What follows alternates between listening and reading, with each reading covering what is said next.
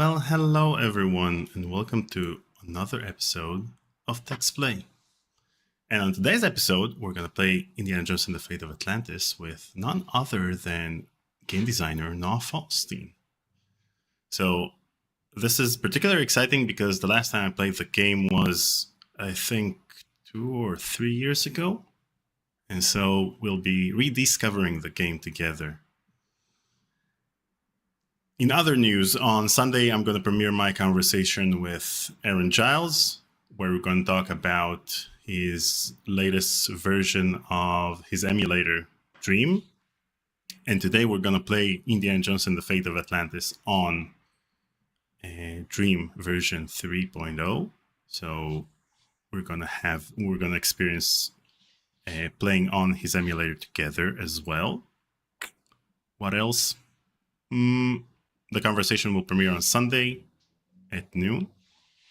Today I finished editing my conversation with Prince of Persia creator Jordan Mechner.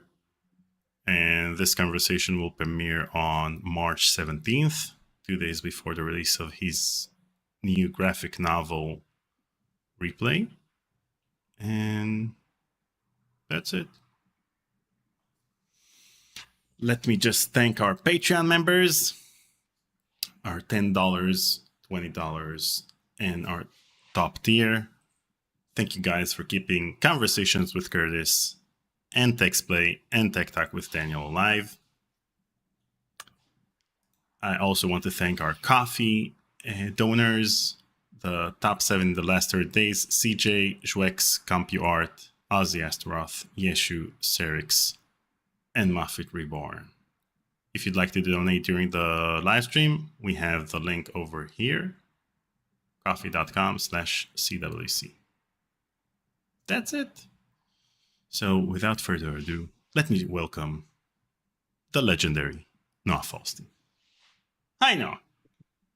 Hello, thank you. How are you? I'm doing great. Really excited to be doing this. It's much longer for me than you since I've played Fate of Atlantis the last time. It's been what? I think Fate of Atlantis, let's say that Fate of Atlantis was released 5 years ago, so that we won't feel old. So we haven't played it in the last 5 years. That sounds fine. I just to make the feeling old hopeless. I think 5 years ago was about the first time that my daughter played it as an adult. So, which path did you choose? I don't recall if I asked her, but so many people and virtually all the women prefer the team's path. So I'm guessing that was it. And she did it with her husband, who's also a game designer, helping her through it. So, he might have had some influence on that, but I think the team's path was his favorite as well. And was she proud that her father worked on this magnificent game?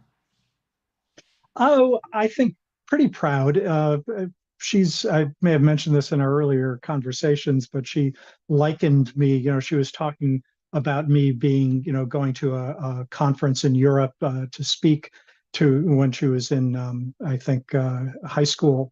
And her friend said, "Oh, wow, is your father famous?" And she said, "Well," she thought about it and said, it's kind of like the Harry Potter world. It's sort of like if he were a teacher at Hogwarts, the whole wizarding world would think he was really hot stuff, but the Muggles have no idea who he is. And, I think that's how she looks at it, that, within the realm of what I do, she's very proud of what goes on, but she realizes that the people who are familiar with some of those old games is thankfully not a small, but certainly not as big a group as the ones waiting for, the latest revision to Roblox to come out.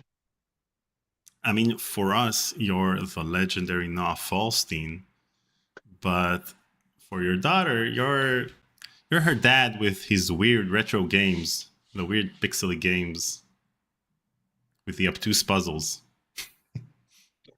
No, I quite understand. And just talking to my other game developer friends, most of us are the same way, that our kids, accept it as just normal. And I Boy, well, he said this in public, so I guess it's okay. But I interviewed Sid Meier years ago, and his son is about the same age as my daughter. And I asked him what his son thought of the Civilization games, and he said, "Yeah, he's never really played those much." And I just thought that was those games meant so much to me. It was just mind-boggling for me to think that his son wasn't playing them too.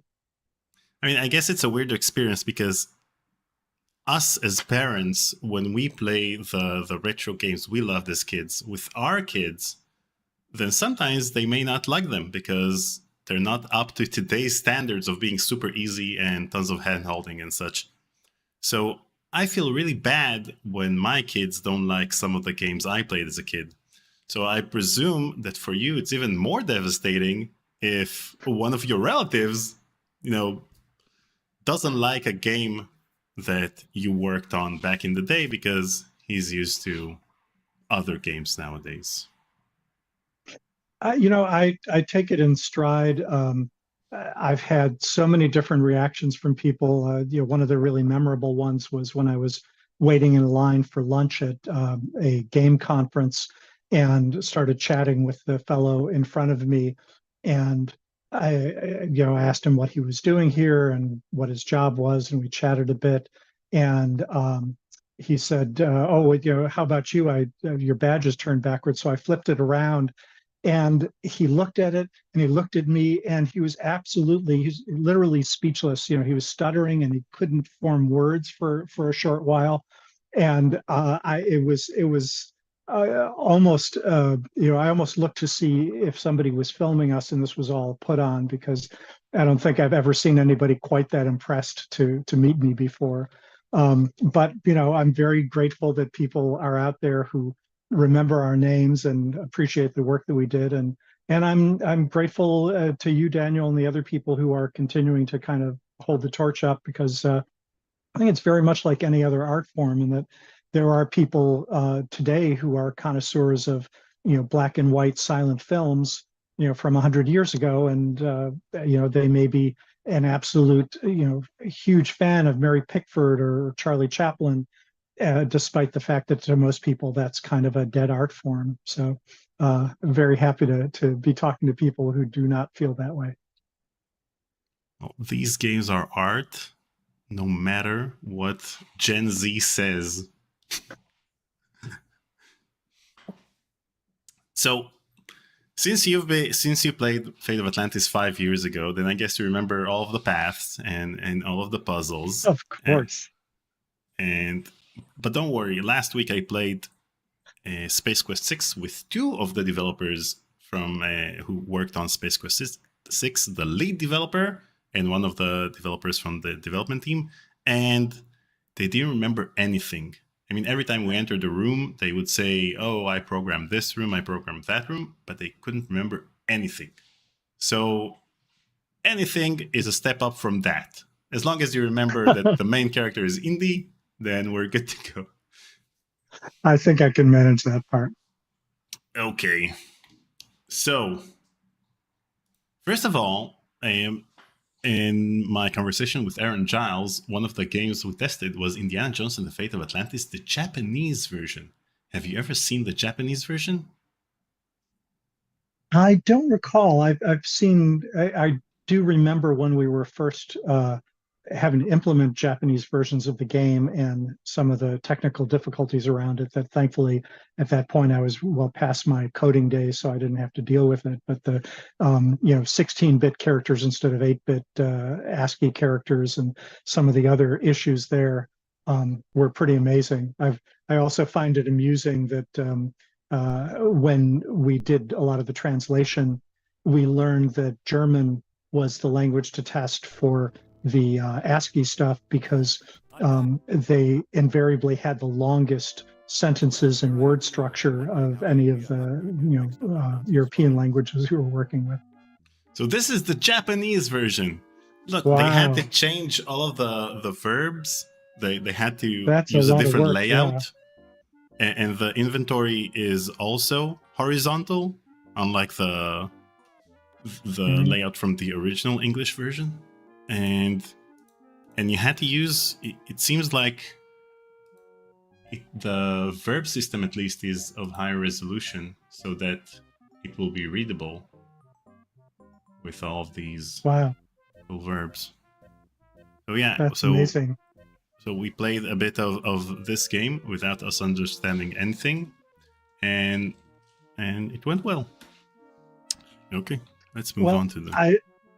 I have had so many people, particularly in Europe, who've told me about how they learned English by playing some of our games with a, English to French or English to German or whatever dictionary at the side. Actually, is often a more obscure language because we had so many translations. But lots of times they didn't even want to wait for the localized version; they just wanted to get the English version going. So I can imagine actually, learning Japanese that way. It doesn't strike me as the easiest way for me to learn it, but maybe at least getting some familiarity with was it katakana or kanji? I forget which it is. It's interesting. Most people use LucasArts games to learn English, but you're using the translations of these games to learn a different language. That's not how it works. You're supposed to learn English for.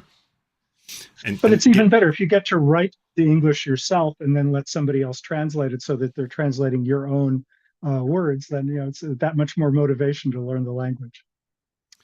And that's why LucasArts games were more popular outside the US, because the Sierra games had the text parser, and that was pretty problematic to translate. So you'd either know English or not play the game.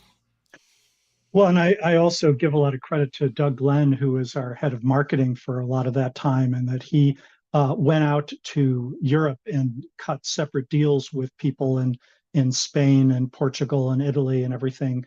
And I think Sierra, when they went to a graphic interface, and certainly other companies would work with one British company that basically farmed it out to everybody in kind of batches, and making separate deals with, say, an individual Spanish distributor to do the Spanish language version and get a much bigger cut than they would otherwise, because they were doing that work.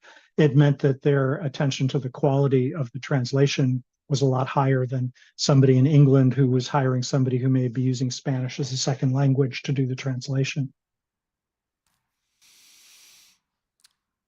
And since this was my first talkie game, I bought it. I got a CD-ROM drive in 1993, so this was my first talkie game, because all the previous LucasArts games, I had them in their floppy versions, and buying them again would make no sense. It was pretty expensive back then. And so this was the first talkie game I had. So I used it a lot as a way to learn English and to learn how to pronounce words, because, for example, with Maniac Mansion, I knew how to look at words and understand what they mean visually, but I didn't know how to pronounce them. So I had to, first of all, I invented ways to pronounce various things just to make sense. And then I'd ask my parents how these words are pronounced. But this is the first game in which I saw the text and heard the way that the words are pronounced. And that was a really great way of learning English, because the other options were TV, and on TV you'd hear it in English, but then you'd see the Hebrew translation. So you don't learn how to spell the words. And that's how I learned the word Q, and learned that it's pronounced Q and not Kwewe or whatever. Yes. Okay, let's play. Absolutely. Just turn up the volume.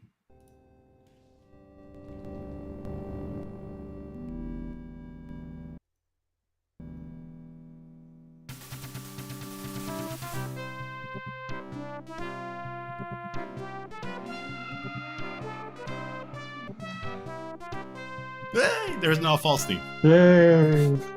Name dropped.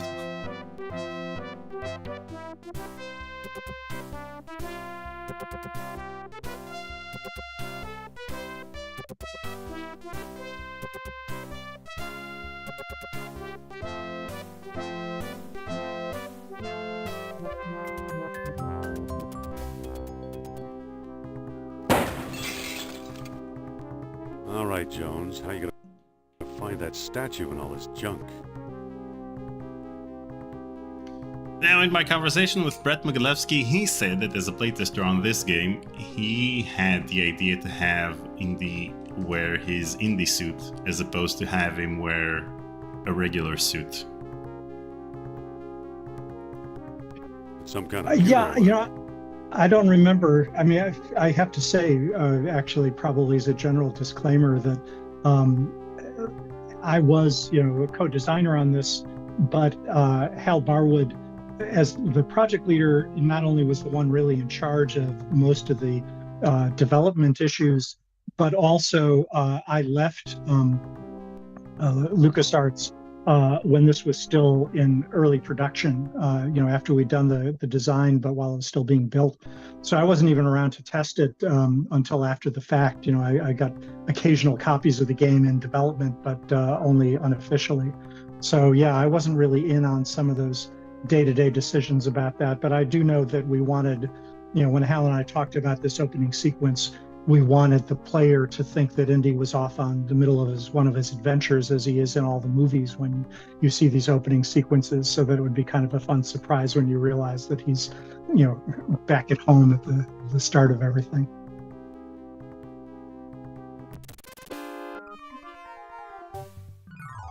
Oof. And I love hearing the way that iMuse synchronizes with the special effects there.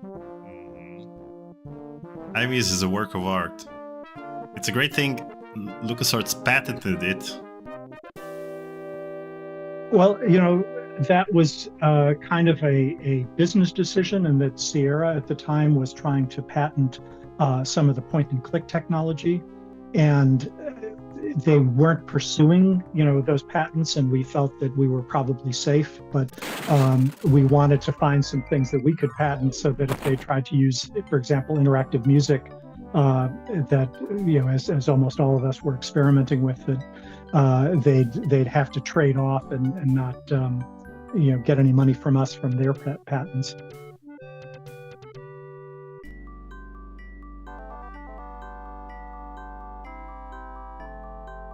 These books don't look familiar. Uh-oh. Let's see, you remember all the triggers at least.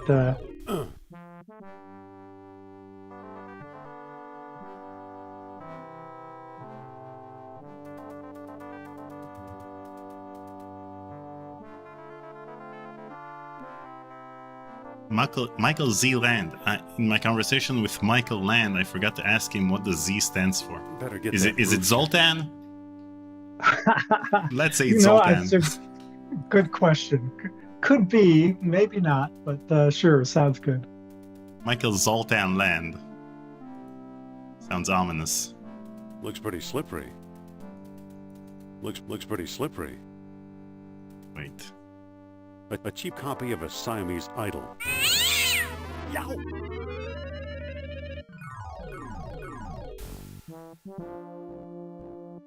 So Michael told me that they patented iMuse because at the time, I think ILM had the technology to do face morph, and they used it in several movies and commercials, and then everyone started using it, and so Lucasfilm decided to patent everything they could so that this won't happen again. I'm not leaving without that statue.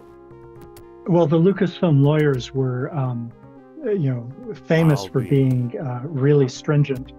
And we often would joke about the fact that the only group of lawyers that were even tougher were the Disney lawyers. And when LucasArts was acquired by Disney, I thought, well, that's it. It's all over now to have both of those groups combined. Ooh, we have an interesting bug over here. No matter what I click on, the center locker opens and closes. Wow. That's a Class C bug. Let's just ship it. Yeah. Wow, the game is actually stuck. But I won't blame it on you guys. Maybe it's an emulator bug. So let's blame Aaron Giles for the time being. I don't ever recall seeing that bug. Not that it necessarily would have come up for me. Wow. And the only reason why it happened was because I opened the first one and the third one, and then the second one. Okay, Interesting, yeah. Now I'm intrigued. Okay. There we go. I'm back. No, you're not back.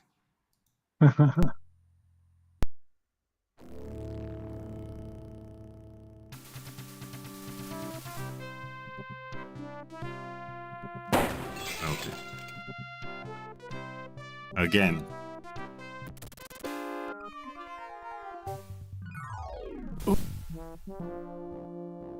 Well, it's very in line with the Text Play series, in which we play the game and find a 30-year-old bug. and since this entire series is me playing with the developers of these games, then it's pretty awkward because you don't know who to blame. Is it the developers? Is it the emulation? Well, and sometimes it's a very weird combination of not even necessarily the emulation, but something about the modern computer that it's running on that somehow interferes with the, some assembly language routine that we stuck in, to make the early games run faster. Better get that roof checked. A cheap copy of a Siamese... Yow!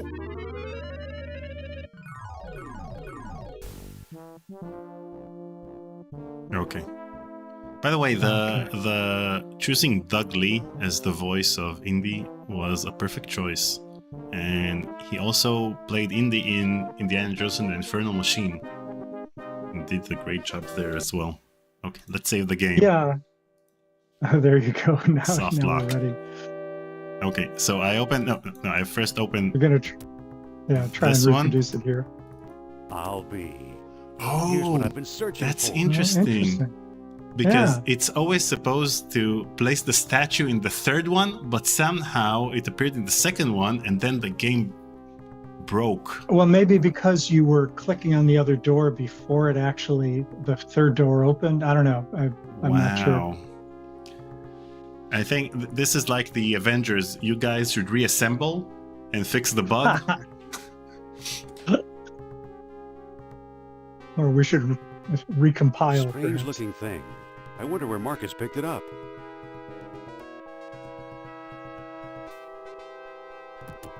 Okay.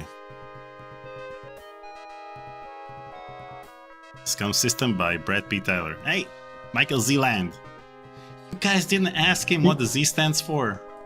I mean, that. Oh, I'm sure we did, but I mean, if I can't remember, the puzzles that I created, I'm not going to remember his middle name either. Zoltan. I think we should establish that as a fact. Okay. I'd go for Zebulon myself. What the heck? Zorba. I'm back. Indy? You don't look at all well, Dr. Jones. Exploring our collections can be dangerous, Mr. What was your name again? Smith. Tell me, did you find a lock to match my key? You bet I did. Take a look. What are you waiting for? Let's open it. Why not? It's an obvious fake. You may think so. Yeah. I mean, I've got the only real version. Yeah, you have. Yours looks real. This one looks pixely.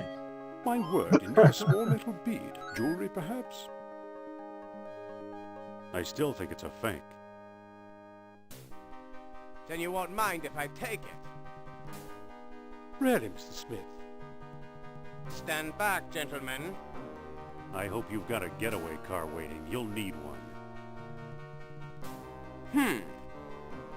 What is fate?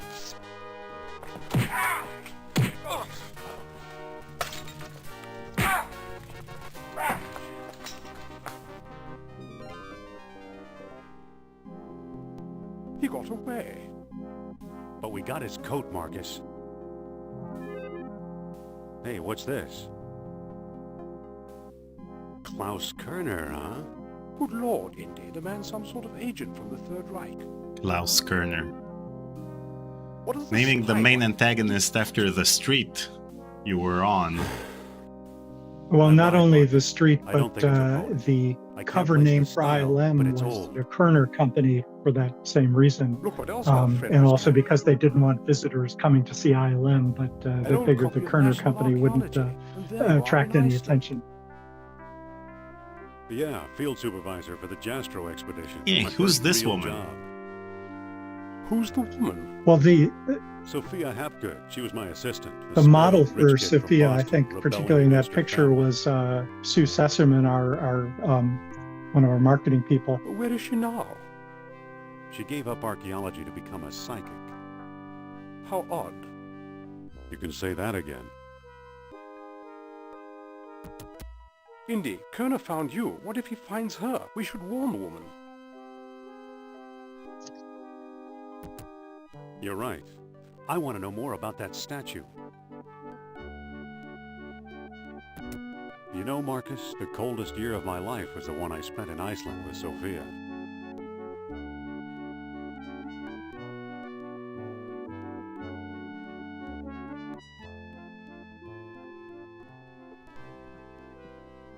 That particular line, most of the dialogue here is Hal's, and I think that was an intentional nod to the saying we would hear all the time that the Mark Twain said that the coldest winter of my life was a summer in San Francisco. So I was paraphrasing a bit there.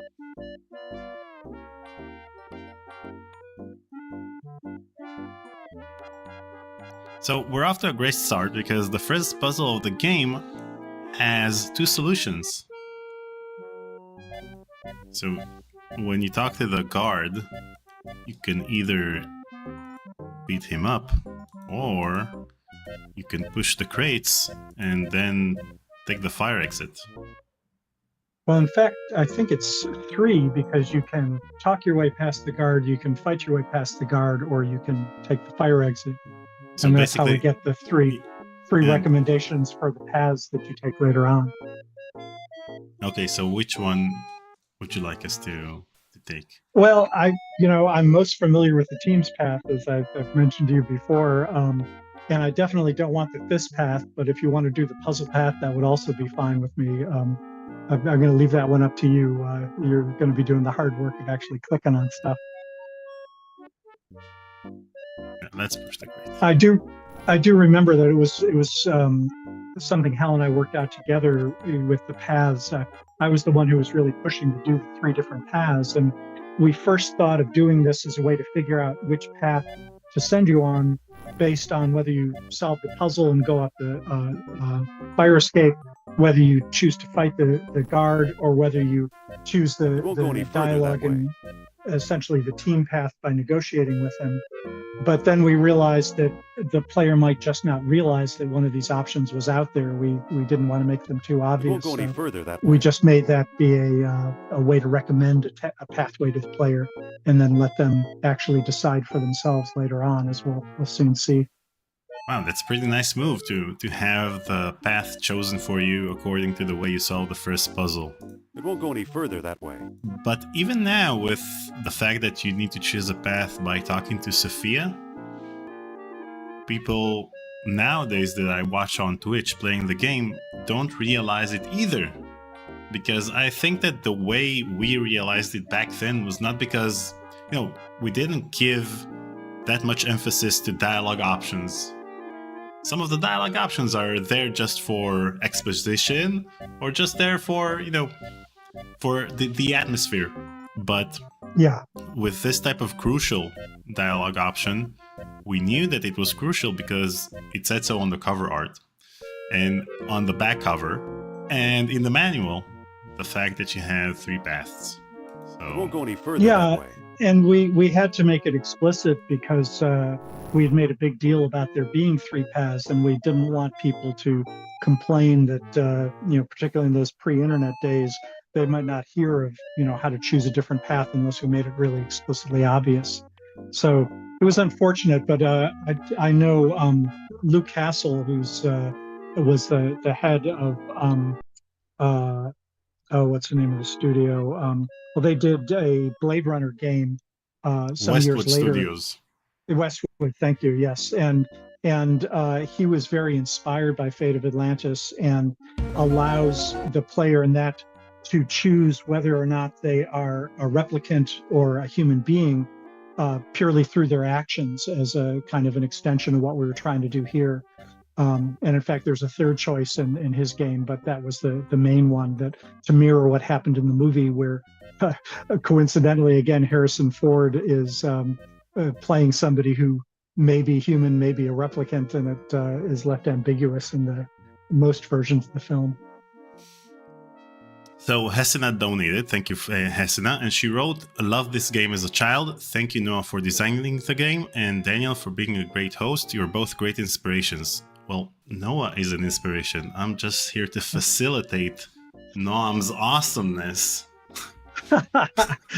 Yeah, well, it's everyone is necessary in the larger production of all of this here. Thank you, Hesina. Hold Hold on. You must be the new doorman. About time they got rid of Biff. He was such a pushover.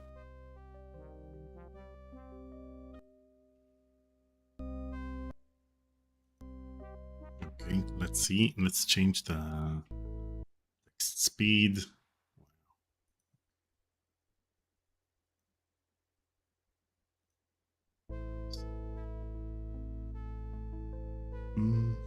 I need to talk to that so-called psychic. It's Madame Sophia to us employees, fella. Excuse me. Take it easy and watch the show. Here, my friends, is Atlantis, as it might have appeared in its heyday. Glorious, prosperous, socially and technically advanced. Hal had a lot of fun coming up with the wildest dreams. this whole little movie stream she does that was also meant to take advantage of, you know, the love of things like Art Deco and Art Nouveau that had been popular in the 20s and 30s, and you know were seen as the future of mankind in many ways. So in this case, that was the inspiration for the look of Atlantis in her little film strip here. And described how it was divided into 3 circular parts, such as you see here. Isn't she something? She can go on for hours. And that concentric circle view was something that was directly out of the book that inspired us to use Atlantis in the first place. You know, when I talked to Michael Land and Clint Bajakian, they said that when I asked them which parts of the game they composed, they mentioned the fact that since there were 3 composers, it was pretty easy for them to choose what to compose given the fact that there are 3 paths. So you guys made it easy for them. I mean, it was always 3 something, 3 trials in Monkey Island, 3 islands in Monkey Island 2.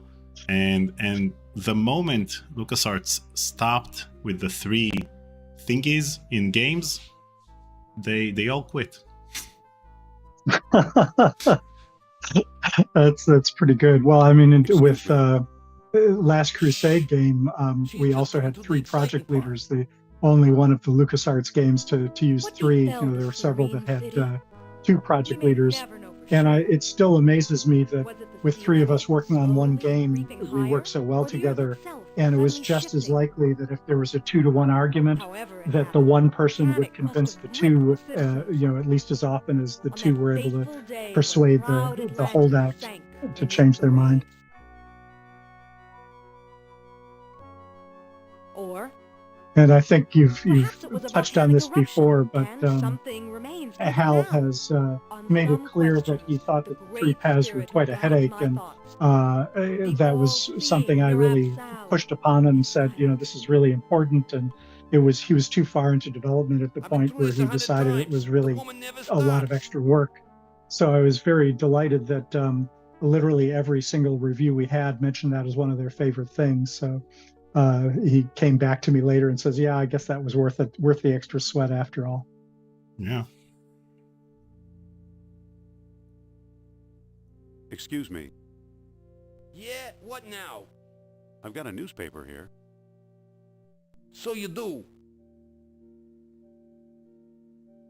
Aren't you wondering about events of the day? I don't know. Maybe. How'd you like today's newspaper? Well, the late edition. I wonder if the Dodgers won. Watch the lights while I find out, okay? We had a lot of puzzles involving distracting or occupying, people like that. And another thing that I realized when somebody asked me about it years later was, they said, don't people end up getting drunk in a lot of your games? Weren't you concerned about that? And hadn't even realized it, but I started thinking back, and so many of the games involved at one point or another, giving a bottle of some kind of, wine or alcoholic beverage to somebody as a way to take them out of action without it being violent. And at the time, I think none of us ever thought twice about the ethical considerations of it.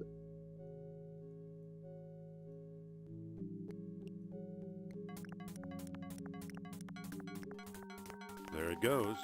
And I still feel the presence of Atlantis through... May I present Nurab-Sal, the great Atlantean god of... Deceit! deceit. Thanks, Indy. Indiana Jones? You've got some nerve. Go back, you big jack-o'-lantern. Oh, great. Good night, folks.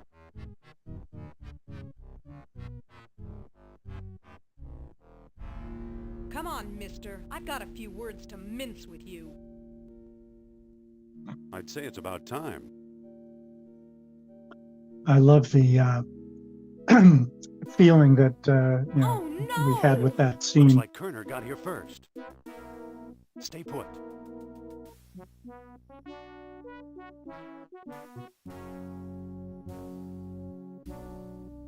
No one here, Repeating the German Kerner theme there of the music. nor here either.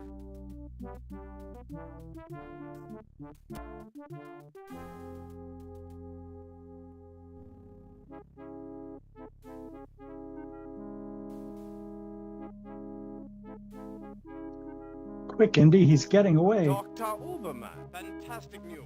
He said Dr. Uberman, but in the text it wrote Fritz. Fantastic news. Yeah. Oh, well.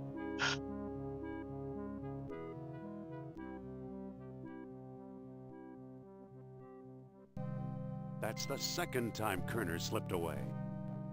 What does a Nazi spy want with old statues? Have you seen the newspaper? Listen to this. Germans claim victory in worldwide race to smash the uranium atom. Chief scientist Dr. Hans Uberman announces plan to harness new sources of energy for the Third Reich. So, Oh, boy. Choose one. Interesting choices. They'll never find enough uranium. they'll never find enough uranium. Of course not. That's why they're looking for the power of Atlantis. Be serious. I used to think you'd make a good scientist.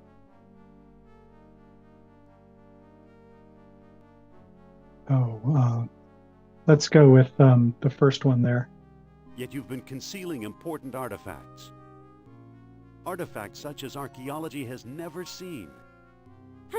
It's hypocritical You're of Indy lucky I don't there. have you arrested. So what if I kept a few pieces for myself? Look for a small coppery bead under those clippings in my desk. I love this By animation. the way, well, when it's friendly when- what he You looked know. for. yeah, and when Sophia flips her hair out like that, Kerner missed that the was grand also prize. Sue, who I mentioned earlier, was one of the women worked with us, and she's brunette, but not a redhead. But we Indeed, it's loved the made way of she would cow just color, flip the her hair, mystery metal and she first did it many mentioned by times a Plato. day. So we put that into the animation. We had Now I'll place the it in animator Daniel's mouth. take a look at her. I don't think we actually asked her for permission, unfortunately. And you have that necklace as well, Noah. You have it in your Indeed, I possession. do. So here we go. Yeah. I have to thank. I wish Did I you had thought see to look up his name, Yeah, but it was creepy. a fan in either Portugal or like that Spain. I bill forget paid which, up. who made a limited number of these That was Nurat Sal. artifacts Close. inspired by Fate of Atlantis, and then just stopped going through the trouble of making them. But they're really beautifully done, and it was something I'm very proud of having copies of them. I actually ordered an extra copy for Hal and sent it off to him. Wow. Yeah, okay. Which one? Well, I think they all go to the same place, so you can pick it there. There were a lot I'm of not times where we interested in gave you spiritual choices mumbo-jumbo. and ended up with the same response. Suppose I gave this orichalcum business any credence, which And do you have an orichalcum bead placed inside the necklace? Unfortunately, I used that a long time ago. In the 1989 earthquake, I used the orichalcum bead in the necklace. 3 years before the game came You out. have no idea where to find your mythical lost city. Well, it's I'm currently doing canon that Indiana Jones can travel in Nurat time Sal under the right speaks. circumstances, He thanks bids to us the find latest movie. What? A book, yes. The Lost Dialogue of Plato. Another fine myth. That book is a legendary hoax. What if the Nazis have already found a copy? And another You ever fine think of myth that? is also a pun on another fine mess you've gotten me into. It was a Abbott and Costello routine, I believe. What were these pieces doing in Iceland, I wonder? Survivors must have sailed there after the Great Catastrophe. Any port in a storm, huh? Who's working there these days? And do you travel around with the statue and Bjorn necklace? Heimdall, I believe. Or do you leave them at Name home? a visit. I've always left What do them you at say? home. Yeah, it's I thought wouldn't you want to be never asked. going through customs and having to explain exactly what these things are. Just have a laptop ready with the Fate of Atlantis and just show them, okay, so you have 3 paths. And in this path, you need to find the necklace.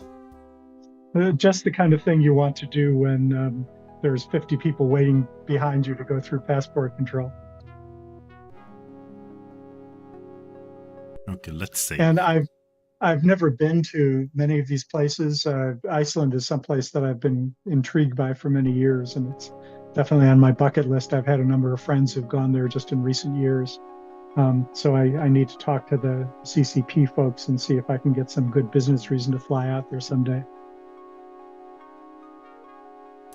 Well, I'm sure it looks better in the game. Well, I don't know. I've seen some pretty impressive pictures, and now they've got a volcano dumping lava onto ice fields, so they've got even more impressive ones, but perhaps not something you want to get too close to see. I love the open spaces pixelated. I don't know about you. Yeah. I mean, our artists were really good at finding ways to use the very limited palettes we had in pixels, particularly obviously in the EGA and earlier versions of things. And when we were talking earlier, you mentioned Mark Ferrari, who I think was the absolute best at doing animation by changing color palettes. Sort of a skill that was useful for about 4 or 5 years before it became obsolete, unfortunately. Dr. Heimdall. Dr. Indiana Jones, I believe, and Madame Sophia Hapgood. This is my dig site now. Go away.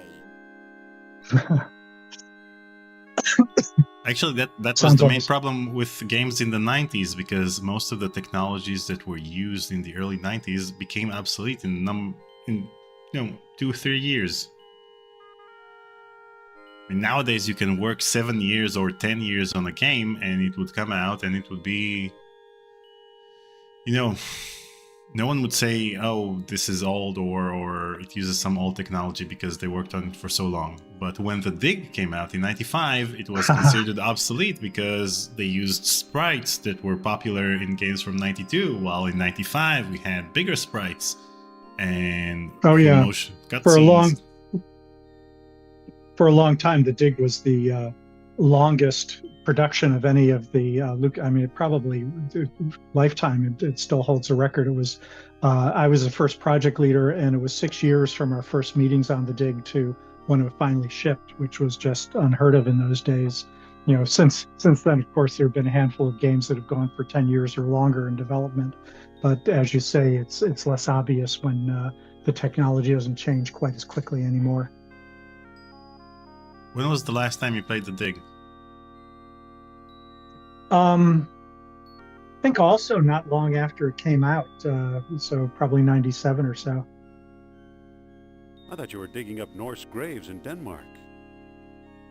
I was. Obviously now I'm not. I love We're that feeling very friendly today, aren't we? voice actor there. I Mhm. like solitude. It helps me think.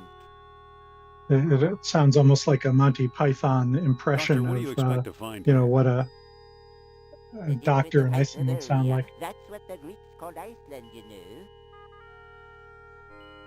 You've read how they sailed north to a fog-shrouded land and how they never set foot upon it? Ha! Well, After traveling One of thousands our of miles, mere fans fog wrote a wouldn't turn them back. wonderful, Some idiots claim they've ever was dealt it by 6 or ghosts. 10 page analysis of all of the Tatika, little you hints haven't and actually stopped them, John. references we had in Fate of Atlantis to Greek mythology and Roman myths and 1920s and various other Atlantis crazes. And we did a lot of research, and Hal in particular just read voraciously all sorts of books about the myth of Maybe Atlantis Sophia and has where an it came idea. from and how it's been Forget it. transformed I'll over just the tell years. And it was just really nice to see that at least one and probably several of our fans appreciated that and actually acknowledged, the lost dialogue of Plato and a lot of the, that 10 times error that we mentioned in there. That's something that we didn't invent, but in reading about it, we thought, wow, this is a perfect solution to get indie traveling all around the world and not just in the Atlantic Ocean area. Have you ever heard of Plato's Lost Dialogue? Yes, there are rumors about such a book, but I've yet to see it. There are 2 people you might want to visit. Charles Sternhardt and Tikal, a shady fellow. In The claim recent they news, translated the whole they thing. have been able And to Philip Costa, the Azores Islands. actually start And reading at some adventure, he's a parrot, badly but he's burnt a scrolls firm from Herculaneum near Pompeii that were prophetically enough, covered in the ash from the volcanic eruption that Mount Vesuvius that consumed Pompeii. And a lot of the speculation is that lost dialogue of Plato never existed. He referenced it before he wrote it and never got around to it. But I have to admit, when I heard that they were starting to read all these Roman scrolls that often had a lot of Greek historical information in them, that maybe hope against hope one of these would have a lost dialogue of Plato and we'd be able to see what came up there. People in the chat are talking about the fact that this is one of their favorite adventure games, and Umbro-kun says this game is, in my opinion, one of the best adventure games ever made.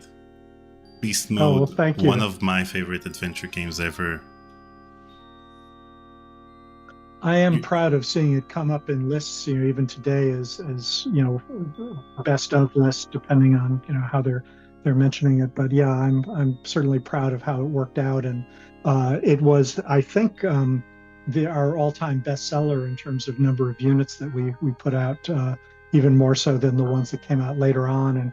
And games like Grim Fandango that basically won every award the year it came out. Unfortunately for Grim, it came out just at the tail end of the popularity of these graphic adventures, whereas we were kind of able to surf through some of the peak years by having this come out when it did. The thing is, when we had our conversation last year, it was before the Dial of Destiny came out. And I think I told you that I consider this the official 4th Indiana Jones movie. And back then we only had the Crystal Skull. But I'm ignoring that one. Yeah. This was still the 4th back then, and even after Dial of Destiny. This is still my 4th Indiana Jones movie. I have a thought to plant in minds of your audience, and that while I was watching Dial of Destiny, all of the people that have suggested that wouldn't it be great if there was a Fate of Atlantis movie, my sense is that it's very unlikely that Disney would ever do that.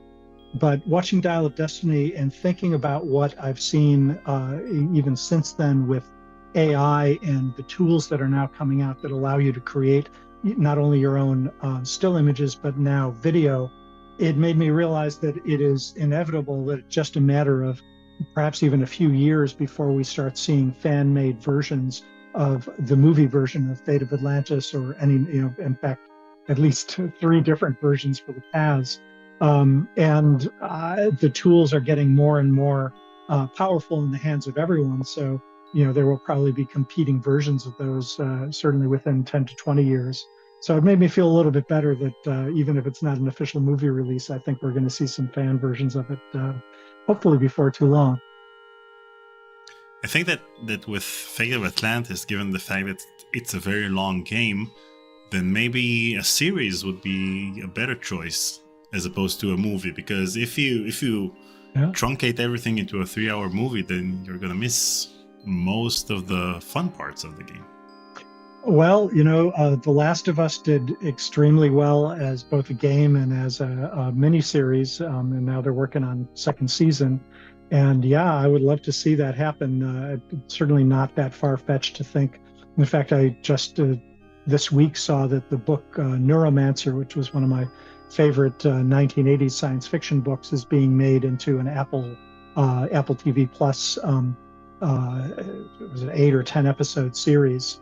And I'm grateful because, as you say, it's often hard to take that kind of material, whether it's a book or a long game, and compress it into an hour and a half or a 2-hour movie. So it's nice to be able to do this in a longer format, like a mini series or an ongoing series like that. And, hard to see where this will all go. The entertainment world keeps changing on us, but I am pretty optimistic that we're going to see a lot of these crossovers like that. So you completely discount the supernatural? Completely. If it's supernatural you want. Dr. Sternhardt and Costa. Okay. So long. Goodbye. We also, at my urging, made a lot of this section of the game fairly open, so you could choose where to go in the world and pick up different clues. And something that was something we learned that was characteristic of some of the best moments of our previous games was when the world kind of opened up and you got a chance to try different places, and also means that you could get more creative about using items that you found in one place in a completely different environment with different characters. Trapped in ice. Lipos PUA in the chat says, "This is my favorite game of my teenage years and still one of my favorite games of all time. Big time nostalgia now. Big thanks to Noah for creating it." What is Well, this thing thank you you're so working much. And on behalf of Hal as well, thank you. It's probably a homing beacon for wayward spaceships. I'll have it out of the ice. What is this eel artifact? I already took an Atlantean fish trap. I did. So long. Goodbye. Yeah, it's a little known thing, but that particular thing actually attracted the spaceship that you see in the dig, so he was right after all. Let's head for the airport.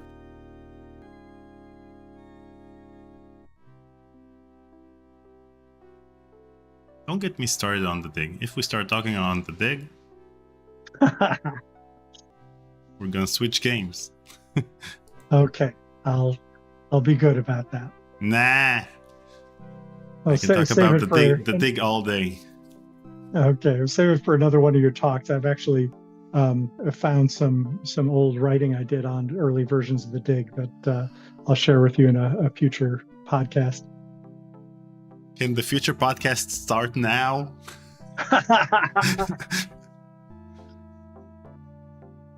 This is his house? This is it. And on some of the online media, I've seen people who found the actual view that we used for this long shot of this spot in the Azors. As I recall, it was one of the things we found in one of the many books that we had in the Skywalker library. and gave it to one of our artists, and used a few modifications to fit the needs of the game.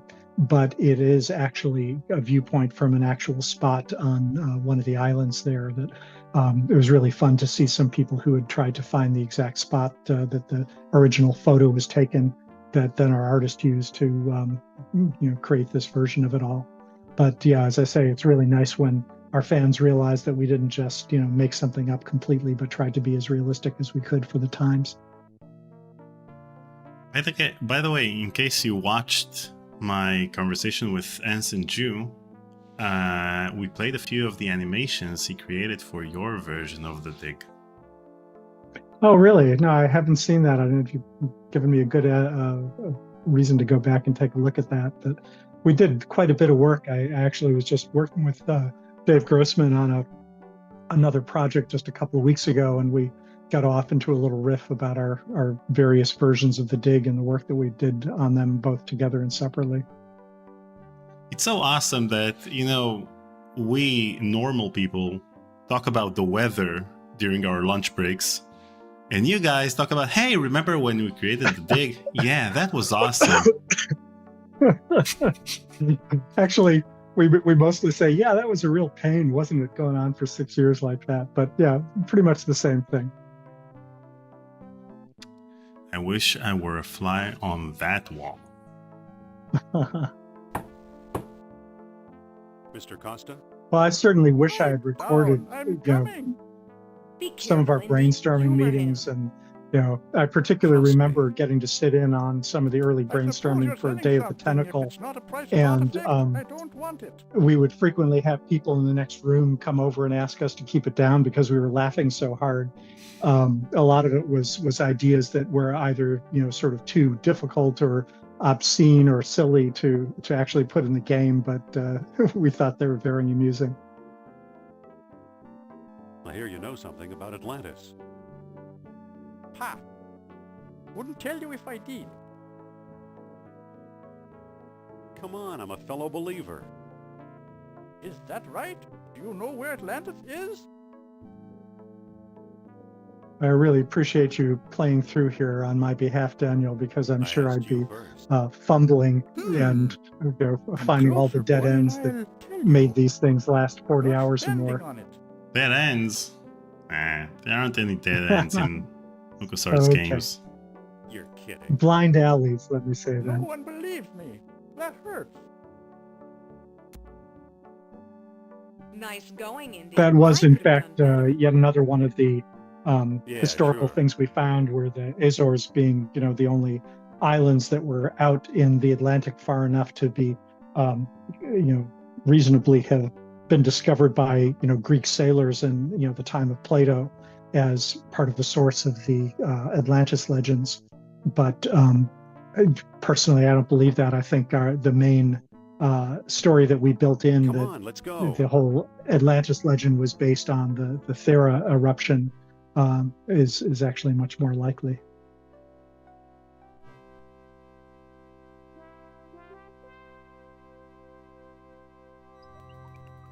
By the way, I've got to put a nod to the folks at Bethesda working on the new Indiana Jones game, the Great Circle game, just for the concept of great circles and trying to find reasons to put Indy in a bunch of different interesting places around the world was something was a big factor for us, and it was difficult to come up with a really good storyline for that. And as soon as I heard what the premise of that game was, I thought, wow, that would have been a marvelous one to have considered. Although, frankly, I think in the era that we did this game, it might have been impossible to do it justice with the variety that they're able to build into the game these days. And what are your thoughts about the fact that it's a first-person game? Well, it's kind of inevitable that people are going to try that. It's, I don't know, I have mixed feelings about it, in that personally, I tend to prefer third-person games overall. And in many reasons, I think I'm behind the times for that, and first person is so popular and, has been for quite a few years. But we would get into a lot of arguments about whether you're controlling Indiana Jones or whether you are Indiana Jones. And when I was working on some of the box copy for The Last Crusade, I discovered that people were really, emotionally violently divided on those two issues. So we were always ambiguous about it in the box copy that we did. But I guess even in a first-person game where it feels like you become Indiana Jones, you can still have the feeling that you're essentially possessing his body and controlling him rather than saying, yes, I am Indiana Jones. And that I suspect rationalization like that will still be popular for some players. It'd be really interesting if somebody does a survey of people who play that game and ask them, so are you controlling Indiana Jones or are you becoming Indiana Jones in that game? And compare it to people's thoughts about some of these early graphic adventures as well. I'd love to see the psychological studies on that. Given all the work they put into making Harrison Ford look realistic in that game, I'm kind of bummed by the fact that you don't see him for the entire game, or you see him in cutscenes. Yeah, well, I mean, that may be a factor too, and it's certainly, getting easier and easier to create good fake images of people that way, or more realistic images of any kind of artificial person you want. But yeah, I'm not at all connected to their development path, so I have no idea about what's easy or hard. It's a lot of the work I do these days on medical games is in part because they often have much smaller budgets than the big AAA. In fact, always have smaller budgets for the development than the big AAA games. And it lets me use some of the tricks I've learned over the many years of having to make games on a budget or limited technology. And even today, of course, that's particularly for indie game studios, that's pretty critical. You've got to figure out how to make do with as few programmers and as creative a use of art as you possibly can. I was certain that the Bethesda game would come out at the same time as Dial of Destiny, but it seems like it's going to take a while. Well, way back in, would it be 2018, they had announced that a third Indiana Jones movie was in the works, and Ron and I were at the was the Game Lab conference in Barcelona. Sorry, the 5th, yes. So we were at a conference, and I had talked to David Fox, and with the three of us, I was speculating that wouldn't it be interesting if we did essentially a point and click variant of this movie, maybe even as just a marketing gimmick for the movie. And because Spielberg had been such a fan of our Indiana Jones games back in the day, we thought if we could get through to the right contacts, he would actually be excited about that. But Ron then, as now, was interested in some of his own projects and wasn't really excited about it. And David and I pursued it a little bit on the side, and it's confidential conversations we had, but we were able to talk with some of the people that are at Disney and making some of these decisions, and got fairly close to doing something, but it never quite materialized. And I'm kind of glad it didn't happen now, because trying to make the game come out at the same time of the movie, when the movie is so much bigger in terms of budget and pressures and schedules, is a really stressful thing. And doing it with Last Crusade was hard enough, and not having to do it for this film, I'm kind of relieved. It's also nice that games have gotten big enough that I don't think they felt that they had to synchronize it with the movie in order for people to be excited about the game when it comes out. Certainly I'm very curious about how it turns out. Do you have a VR set at home? I have several, although I haven't gotten one in the last 2 or 3 years, and I'm kind of split between going out now and getting a Quest 3, or I probably won't get a Vision Pro just because it's so expensive and mostly a development tool. My sense is Apple will have something cheaper and lighter and better within a few years for consumers. Well, maybe not cheaper, but lighter and better. Well, slightly cheaper. I'm betting that they'll drop it down to a mere affordable, $2,200 or something like that. But we'll see. I'm still very involved with both VR and AR projects, so I'm definitely keeping track of it. The mobile World Congress, or is that right? Mobile World Congress that just happened in Spain just last week had some really interesting AR glasses that are coming out, and I'm very excited about some of the possibilities there. Imagine playing this game and actually going to Tikal and Iceland and Santorini and seeing some of the game play out superimposed on the landscapes there. You know, I think that would be pretty amazing. No thanks, Mr. And imagine going to space and playing The Dig. Yeah, well, Richard Garriott, the designer of the Ultima series, has been up to space for a week. He was one of the handful of space tourists who managed to go up there. So not that, we've already had game designers go up into space. Why not bring the game with them next time? Yeah.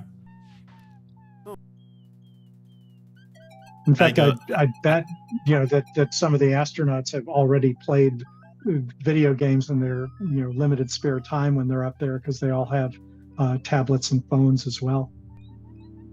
What can you tell us about the temple? Glad you asked. The locals claim mine in this building. Now I ask you, I mean, I see myself going to space and playing The Dig instead of looking outside the window.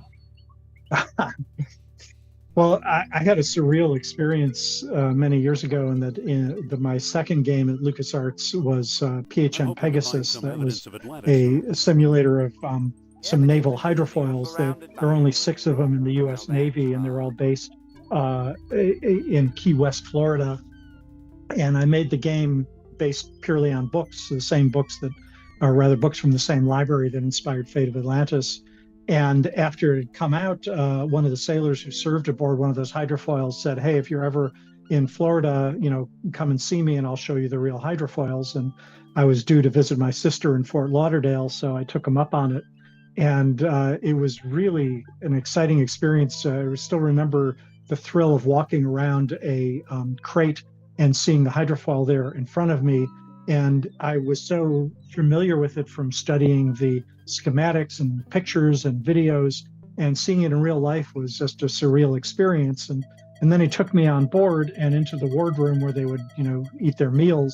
And there was a Commodore 64 hooked up to a TV, and he had it running the Pegasus game on board one of the hydrofoils that it was simulating.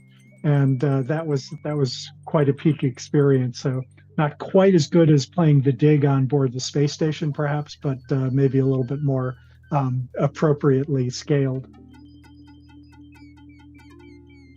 Can we take a look inside? How do I know that you aren't a pair of silly tourists? I only show the temple to reputable scholars. What can you tell us about Mr. Smith? I have to say, watching you play through this and thinking about the gameplay, it really is inspiring me to, give it another try on my own, and particularly try some of the paths that I have never actually gone down through myself. Well, I can give you controls right now if you want. Thank you. I'm enjoying it just as an observer for now, but certainly I think I have one of the emulator copies from Good Old Games. I just haven't looked at it in quite a while. Nah, we have better emulators now. What kind of room? Well, so I see. I'm really impressed with Dream so far, and I love the double M in the name as well. You actually believe Atlanteans lived here? After the city sank, this is where they came, I'm sure. We love the idea. I remember Hal and I kind of chuckling over the idea that our frustration at finding 20 different myths about Atlantis and everybody being sure that they had the right solution had been frustrating for us, and kind of passing that frustration on to Indiana Jones as he goes around the world, having everyone give him contradictory stories that they're all sure of, or sometimes contradicting themselves in the process.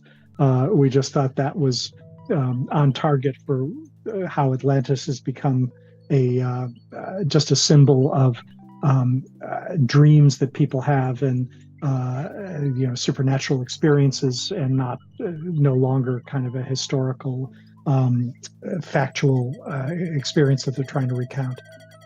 I'm Dr. Indiana Jones, and I'd like to explore the temple. Indiana? Sounds like the name of one of your states, or possibly a cat. Or a dog. Actually, it was the Yes, name of indeed. the dog. There we go. Sophia. I'd really like to explore the temple. Tell me the name of the lost dialogue of Plato. Was this one of our copy protection things? It vaguely No. sounds familiar. No, okay. No, the copy protection was in the floppy version. This is the CD version. So you don't remember this puzzle and the solution? I do not. I not even. Okay, in the least. so you have the parrot over here. So when you say the Oh name, yes. The Pleiades. Pleiades! so he's You got it, repeating Black. what she's That's saying. not So if you choose, I don't know, the title, he says the title name. It's a lamp filled with Which kerosene. is a pretty brilliant puzzle, if you ask me.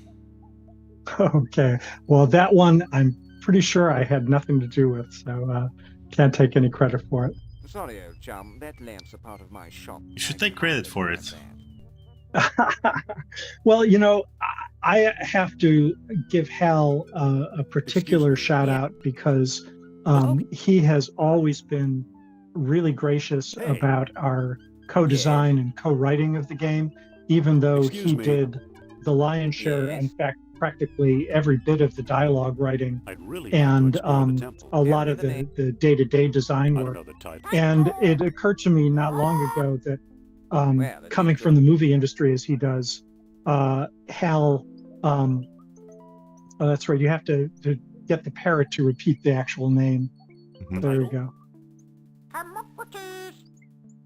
There we go.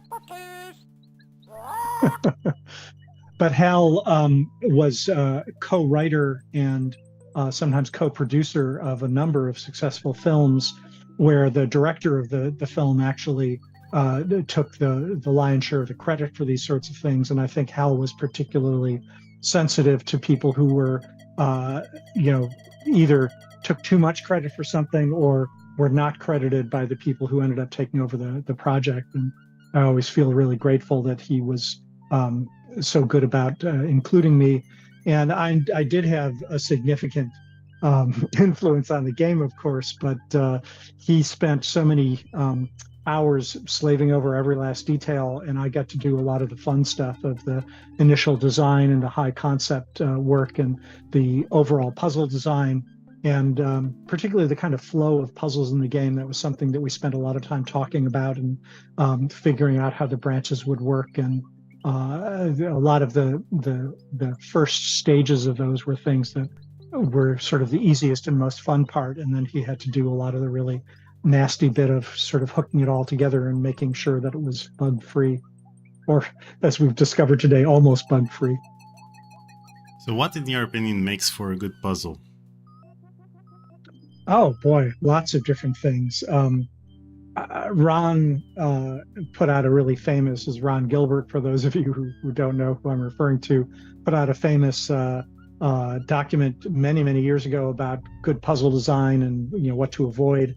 One of the things that we have played with is the idea of not having backwards puzzles where you find the easiest way. First of all, one of the things that we would kind of cynically say is that every puzzle is a lock and a key. The lock may be in the form of a parrot, and the key may be in the form of the dialogue that you say to the parrot in order for it to give you the name of the lost dialogue in this case, which then becomes another key to unlock Sternheart, that sort of thing.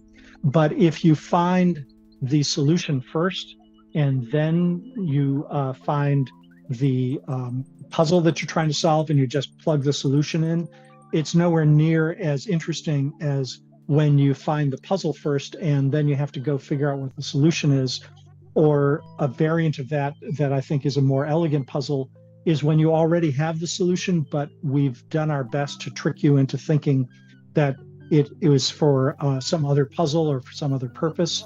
So you get that aha feeling. And maybe to sort of sum it up, the best puzzles are ones where the player who solves them feels like they, the player, are the one who's being incredibly clever and figuring out something very difficult, when in fact the puzzle is designed in such a way that no matter how good or bad somebody is at puzzle solving, eventually they'll come to that same conclusion. And it's just that the really smart, clever puzzle solvers will get it almost instantly, and the others will end up being nudged into it by a whole series of clues that we've carefully disguised so that they're not clearly clues, but simply hints to kind of push you in the right direction, so that when it all comes together in your mind, you feel like you're being really clever about it. And that's exactly what makes LucasArts games so great. Well, thank you. I mean, it was, to contrast it, our rivalry with Sierra, I have a lot of friends who are Sierra designers, and I know that they were on some occasions told to make the puzzles almost impossibly hard to solve, because Sierra's profit margin on their hint books was significantly, I think, maybe even 8 or 10 times higher than their profit margin on the games. Oh yeah. In particular, well, I shouldn't name names, but some of their series of titles. No. Some of these people are friends of mine who confided in me because they were kind of pushed into it by, let's say the people that were running Sierra at the time, who can remember who they are now, were insisting on making them really, really hard to sell more hint books. And we did discuss that at LucasArts, but I'm happy to say that we just said, no, we still need to do the hint books. It's a great source of making some money, but the best games are the ones that people can solve without them. And if they want to essentially streamline the process, then that's up to them. First of all, when I interview Sierra developers, I always ask them about this, and they always say that it was never intentional, or that the puzzles were not that hard because they want to sell more hint books. So it's a great way to confirm the fact that they're all lying. Well, I'm not sure that all of them were aware of that, but I without saying who told me and even what their gender is, I will say that I absolutely was told by somebody high up in the development process that they were told specifically to make their puzzles harder so that they could sell more hint books. I'll start naming people from the Sierra management until we reach the correct name. But it was pretty obvious, come on. Yeah, well, I think so. I mean, it always bothered us, and I have to give Sierra credit that they discovered formulas that made their games significantly more popular in terms of sales in the United States than even our top LucasArts games. And I'm very indebted to people like yourself, and so many people around the world who, when I go to Germany in particular, suddenly it's like being an instant celebrity, because I remember looking at the numbers, and Monkey Island 2 in particular, I remember seeing the numbers for that. Per capita, given the relative sizes of the population in the US and Germany, it sold 10 times as well in Germany as it did in the US. And that's really reflected by today how many of certainly the people in the games industry in Germany, I just can't count the number of times people have told me that playing our games was one of the main reasons that they got into making games. Yeah, nowadays when people launch Kickstarters for their indie adventure games, then German translation is no longer a stretch goal. It's just part of the original goal for the Kickstarter, because it's so obvious that it would do well if it had German translation. Yeah, and besides the whole hint book thing with Sierra was a great way for them to fight piracy, because when you sell more hint books than actual units of the game itself, then that means that people who pirated the game actually had to go and buy the hint book. Yeah, well, I can certainly confirm that one. That Well, I now, don't know that it was let me necessarily guess. true about our Hey, LucasArts yes? games, but yeah, I heard that from several Sierra people You that and the little sometimes they would woman sell decided to even take 2 or home that 3 times special as many mark, units of eh? a hint book as the game itself, and piracy was a real problem for About all of us at exploring the that time. temple. Tell me the name of the lost dialogue of Plato. Now, It was a lot of fun for us to create some of the add-ons like the Grail Diary we did in Last Crusade, or the I still have copies of the 2 and I think even 270-page manuals we did for our flight simulator games that were really a work of art in themselves, and we had people who wanted to buy the games just to get the manuals. The Hermocrates. That's Sorry, it. I interrupted you there. What were you saying? okay. Well now, perhaps I was wrong. You seem to know what you're doing. Walk this way, please. I wanted to ask if which of the copy I don't trust protection this guy, methods you Andy. used I seemed know to what you be the most efficient one. Come on. Because you used all types of copy Here we protection, are. See what you especially with the red gel that you'd have to Yeah. use on the red print, because back then scanning in color probably cost more than actually going and buying the game.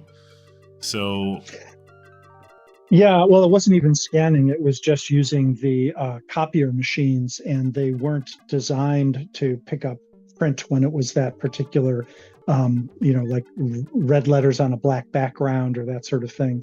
And it was just an arms race, really, that every time we would come up with something new, we would find that people had come up with clever ways to circulate, the solutions.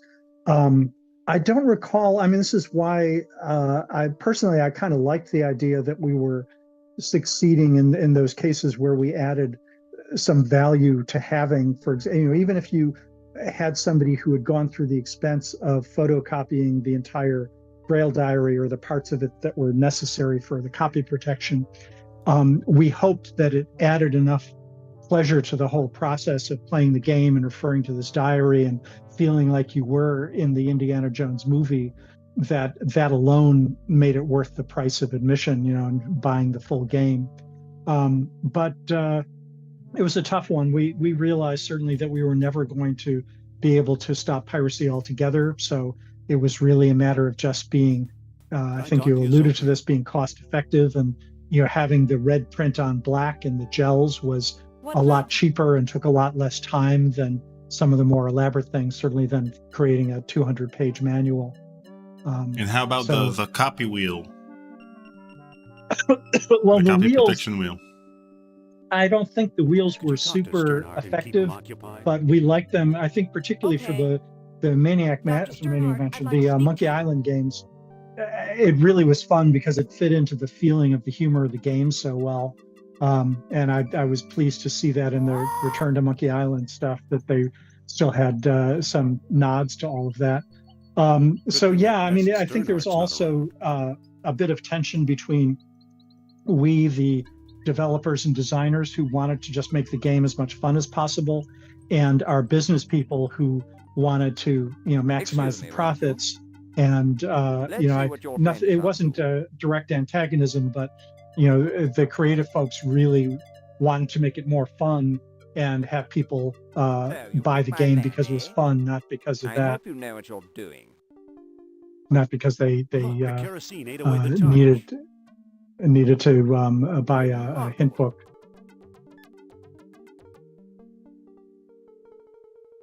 The But spiral we're- designs was oh, sorry, go we're- ahead.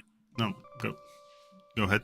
Oh, just that the spiral designs were something that was something we saw in a lot of the artwork, particularly about the civilizations, based on Crete and the ancient Mediterranean tribes, and we just loved the way those looked. That was another one of the things that inspired us to situate Atlantis, in the Mediterranean and not in the Atlantic Ocean.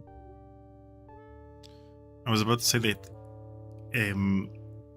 given the fact that LucasArts was a subsidiary of Lucasfilm, so I'm not sure that they were that bothered by piracy, given the fact that they had enough money probably from Lucasfilm. And Well, it always felt to me like yeah. LucasArts managed their whole, adventure game design around making fun games and not making a business out of it, even though it's still a company and it still needs to make profit. But the LucasArts games were first and foremost fun, and then maybe they were also profitable. Yeah, I think what you're seeing was the early stages back when we were Lucasfilm Games in the 80s. That was very much the fact. And in fact, George, I don't think even believed that the games were capable of being profitable when he started doing this in 82. It was more of just a thing that he was able to get money from Atari. So it was not even using his money. And the amount of money it took was, a rounding error on the profits that we had. I've many times told people that, even around, I think the time The Last Crusade came out, I talked to our head of Lucasfilm marketing and it thought that we were doing pretty well because we sold 250,000 copies of our Last Crusade game. And he just chuckled and told me that they had made more money that year from the sale, not of all Star Wars licensing, but just of Star Wars licensing for pajamas than the entire games group had made up to that point. And that really took me down a peg. But I think what happened is that over time, certainly as we get into the 90s, two things happened. The need to become more self-sufficient and show a profit became higher as as LucasArts became bigger and bigger. It was no longer an insignificant drain on the company. Even though Lucasfilm was making money, they were no longer doing Star Wars or Indiana Jones movie after 1984, at least not through the early 1990s. So there was more pressure on us to make a profit. And also the management started changing in the late 80s into the 90s. And then for years and years, in fact, all the way up until the acquisition by Disney, there would be a new president of LucasArts every 2.5 to 3.5 years, almost like clockwork. And the first thing that the new head of LucasArts would do was cancel some of the old projects and put his new stamp on things. And there always was more and more of a drive at that point to think about making money. So it's a very gradual evolution, but those of us who were in the company from the very early years had a lot of the spirit that you're talking about, and it was very difficult to get that out of the company, although unfortunately over time I think it gradually faded. And I think a lot of what LucasArts did over its many years kept the quality up, but there certainly was more and more of a need to make a profit as time went on. Maybe I should do a Tech Talk with Daniel conversation with all the former LucasArts presidents. Just place them all in one room and ask them to set their differences aside and maybe restart some of the projects they canceled back in the day. Yeah, I would love to see that happen. My sense is you'd have a lot of trouble getting them all together in one place at one time. And so, yeah, and at least one of them is no longer with us. So, actually, I guess he was never the president of LucasArts. Anyway, yeah, that would be an interesting thing to try. Certainly, if you're going to talk to anybody, you might want to talk to Steve Arnold, who was he came in literally just think about a month before I did in 1984, and was the head up to the transition into LucasArts in the late 80s, and was really there for a lot of these classic years for the kind of games you're talking about in a lot of your interviews, and hired many or helped hire many of the people that went on to do the stuff into the 1990s. Now I got it. Marvelous.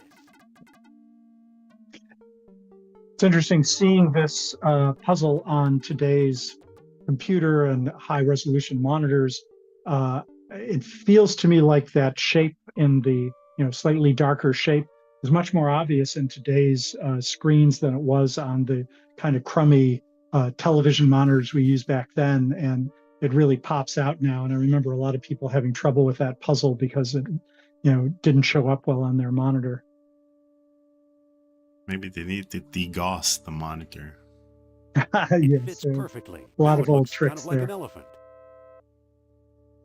Amazing.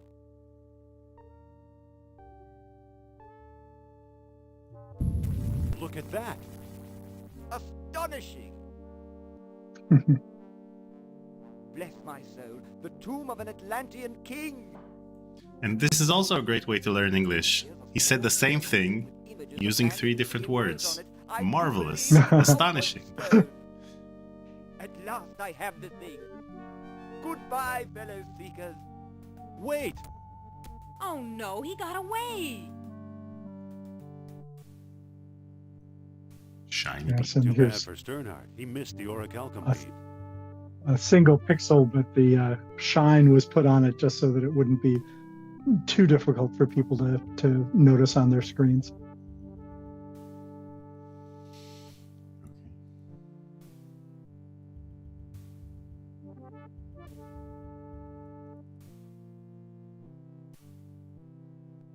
So when I was mentioning before about reusing items and ways to trick people into not thinking they were the right solution, the spiral there that's the elephant's nose, the designer brain in me is saying, oh, wouldn't it be great if later in the game we had some reason for you to go back and get that if you didn't have the foresight to take it off the place where you used it. But I know that it's not the case, or at least I don't recall doing that in the actual game. Let's find the airport.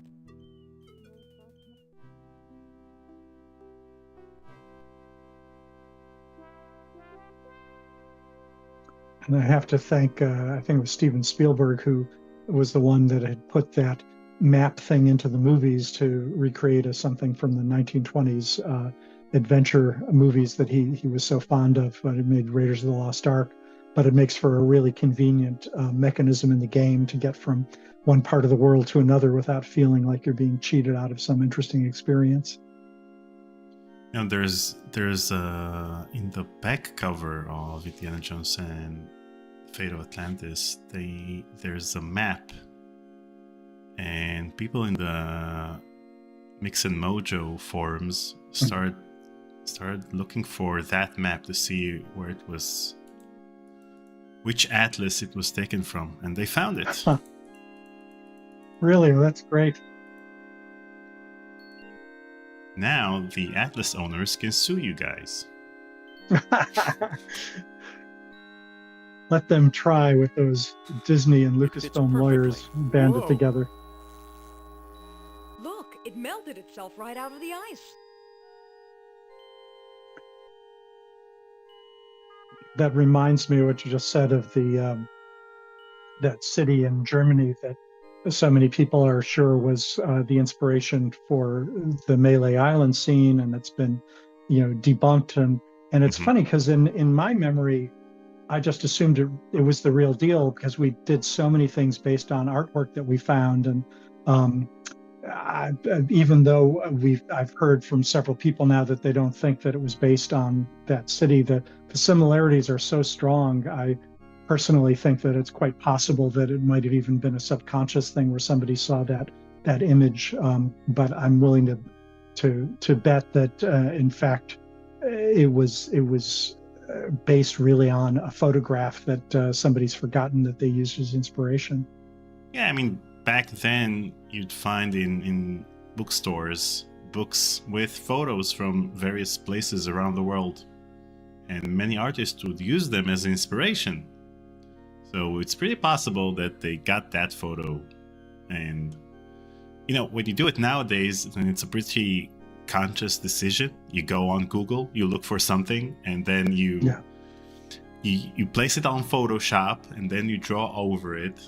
So you might remember doing that. But maybe back then you'd flip through a book and find a photo that you find is adequate enough to be in that particular location at that particular time, and you draw it. Well, and I've also learned over the years that some artists are really good at creating entire images from scratch. They can in their heads hold an entire image, and others really need some kind of basic. I mean, this picture of the Azors, there's no particular reason not to use an actual photograph, and this one worked quite well for us. But I think that in some cases, there are a lot of artists that really need artwork to work on, and many of our artists, I think Mark Ferrari was one of the exceptions who didn't really need, he created all sorts of stuff just based on a description, or Ian McKegg was another one who was very good at that. But a lot of the artists that worked on these projects, their normal method of operating was to see if there was some kind of reference artwork or reference photograph that they could use to draw what they did. So that's why it seems to me like that might have actually been the case with the Melee Island scene. But we'll see. I mean, even as just talking about the fact that Sophia is based in part on Sue Sesserman, and the box cover art that we use, in turn was based in some cases on some of our personnel just who were standing in to model a certain pose, and then they got immortalized in the game art. Makes me think that it's more likely that stuff came out of pictures than made purely from scratch.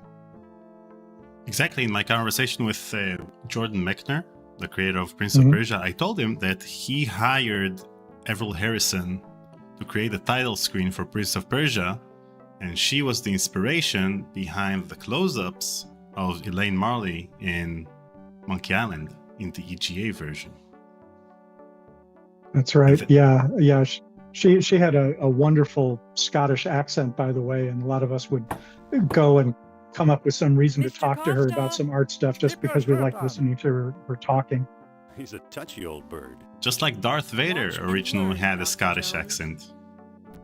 Oh yeah, I've heard some of those scenes where they had the actor doing that. Professor Costa, I have to say, I think James Earl Jones sold it much better. A renowned psychic? And Clint Bajakian also. He voiced Darth Vader in a few of the earlier Star Wars titles. Oh, really? I wasn't aware of that. Didn't pester you too much. He's a friend of yours? Well, no, he didn't pester me that much. Yeah, I left LucasArts just as we were experimenting with our first talkies, and never really got to be around. In fact, the first time I played Fate of Atlantis was just the text-only version. So I've since heard a lot of the dialogue spoken, but only in clips. This is the first time I'm seeing it played through all the way and hearing so many different characters. Really impressed with the job they did. Chris, who got the voice actors for us, has gone on to, that's been her lifetime job, and she's gotten to be very well known for being really good at getting good voice actors. Chris Brown? Yeah. Whom I'm interviewing next week. Oh, great. Well,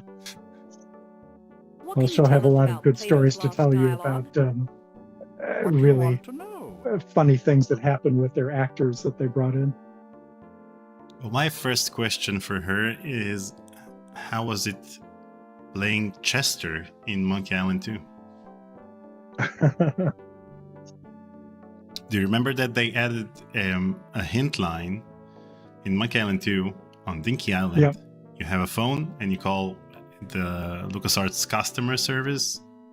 And no, I remember she was. That was, I think, the job she was doing at first before we had her get the Do you know what's in it? voice actors. And yeah, there were a couple of cases where we brought people in like that.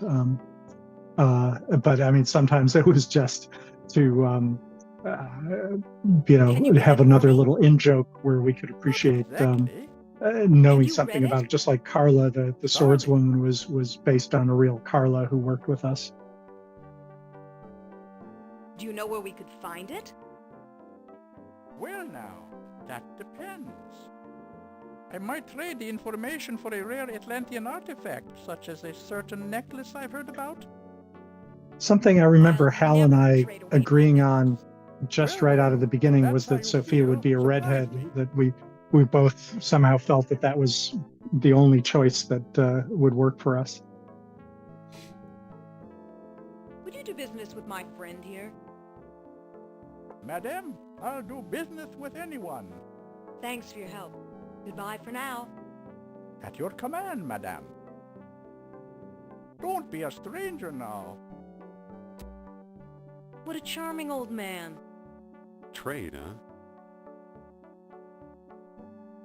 Yeah, making sure that the hints come through to players. Exactly. I love the hints. First of all, the fact that he's mentioning the trade again, and the fact that whenever there would be an important word that you need to focus on, it would always be capitalized in the text. Yeah. No, wait. I'll ask Indy. Indy, Yes? I think you better take over. Okay, I'll give it a try.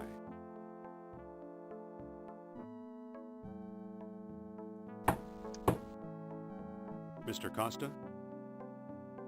You again? What do you want? Let's talk about a trade. Okay, what you got?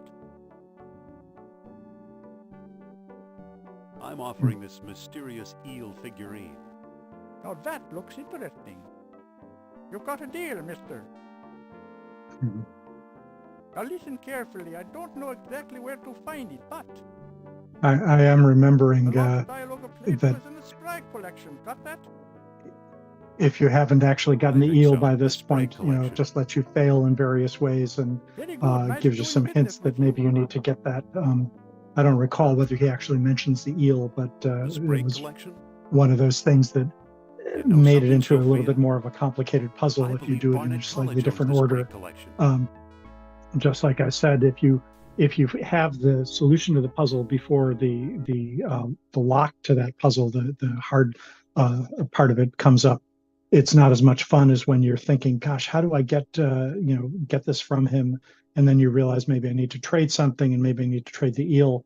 But by freezing it in the ice there, and then having there being yet another puzzle to get it out of the ice, it just adds to the complexity of the game. And we often would, I still do this when I work with people on adventure game puzzles. We have our diagrams that we use to figure out how the puzzles are structured, and sometimes we just keep adding complications onto one pathway until it feels about difficult enough because it has enough layers on top of it. But that's really one of the main ways we do it. And this is exactly why this game is so great. The puzzle design, the fact that you had to go to get the bead and then use it on the eel figurine, and then get that eel figurine to exchange that for the information. Dr. Uberman, fantastic news. Corner, at last! See what Herr Jones has kindly provided. What on earth? Isn't it amazing? You fool! You come back to show me this prehistoric knick-knack? Herr Hey, Doctor, I Noah believe has that knick-knack prehistoric is calling knick-knack. comes from the Lost City. Then we have failed. This is one of my favorite cutscenes. It was used in the demo. In the base is a small shiny bead. And it glitters like fire, exactly as Plato described. It's my guess we found the treasure we seek. I never guess. We must test.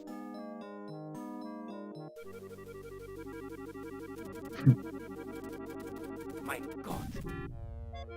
God. We've done it! The energy of uranium without any radioactivity! And those smug American scientists know nothing! That gives me an idea. Suppose I place the bead inside the statue's open mouth.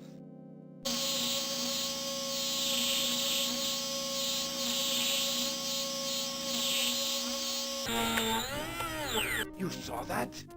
Think of trucks powered by these beads. Think of tanks. Think of airplanes. Use your imagination, Colonel. Think big like the American. Think of bombs. I mean, after watching I this think scene, I always wondered where they find the statue afterwards, in the parking lot, or where'd the statue Good go? question. That's you'll find out in the Indiana Jones and the Journey to the Center of the Earth game. So why are you dragging me I just here? love that, think big like the Americans. There's another one of Hal's lines, I think, but it's just sort of sarcastic enough and self-indulgent enough to make the whole scene Plato's seem, lost dialogue should be here comic, somewhere. and yet Need some help? it just really felt so appropriate for the style of game we were doing.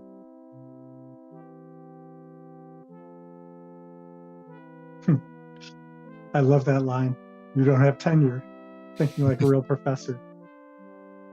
So this part was confusing because you might think that this is the part of the game in which you choose which path you'll go on, but that's not the thing, because if you Yes, choose please, it's scary this in one, here. Save the sarcasm, Jones. I'll meet you in your office. Yeah, this game does have a lot of says, dialogue choices sale, where they 1937 give you different Ford feelings, Coupe, but they all like end new, up back in the 300 same bucks. place. It says, "Where have you gone, Joe DiMaggio?" It says, "We'll trade K&E slide rule for FATA radio." It says, "For sale, Woodstock typewriter with floating carriage, 50 bucks." It says, "Edward Teller, phone home." It says, Edward Teller, "Movie tonight, E.T. The 39 Steps." Yep. It says, "For There sale, are all sorts of Woodstock." references here to popular culture from Indy's time, or in some cases a little anachronistically later. But those sorts of things. Obviously, the text-only information that can be entertaining to people was one of the most cost-effective things that took very little time for somebody to create, and essentially no time to add it into the game.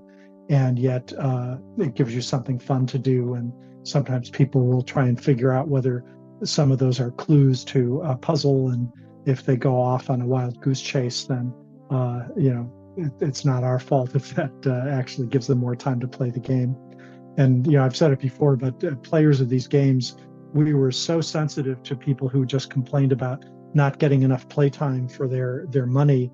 And unfortunately, a lot of times it seemed like they were happy doing pointless things that took hours and hours rather than playing a shorter game that was actually more fun.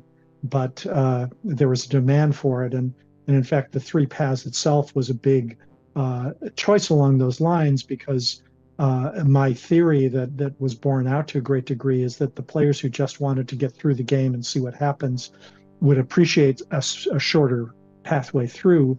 And then by having all 3 paths and the IQ system that was helping, encourage the completist types of players. There you go. Thanks.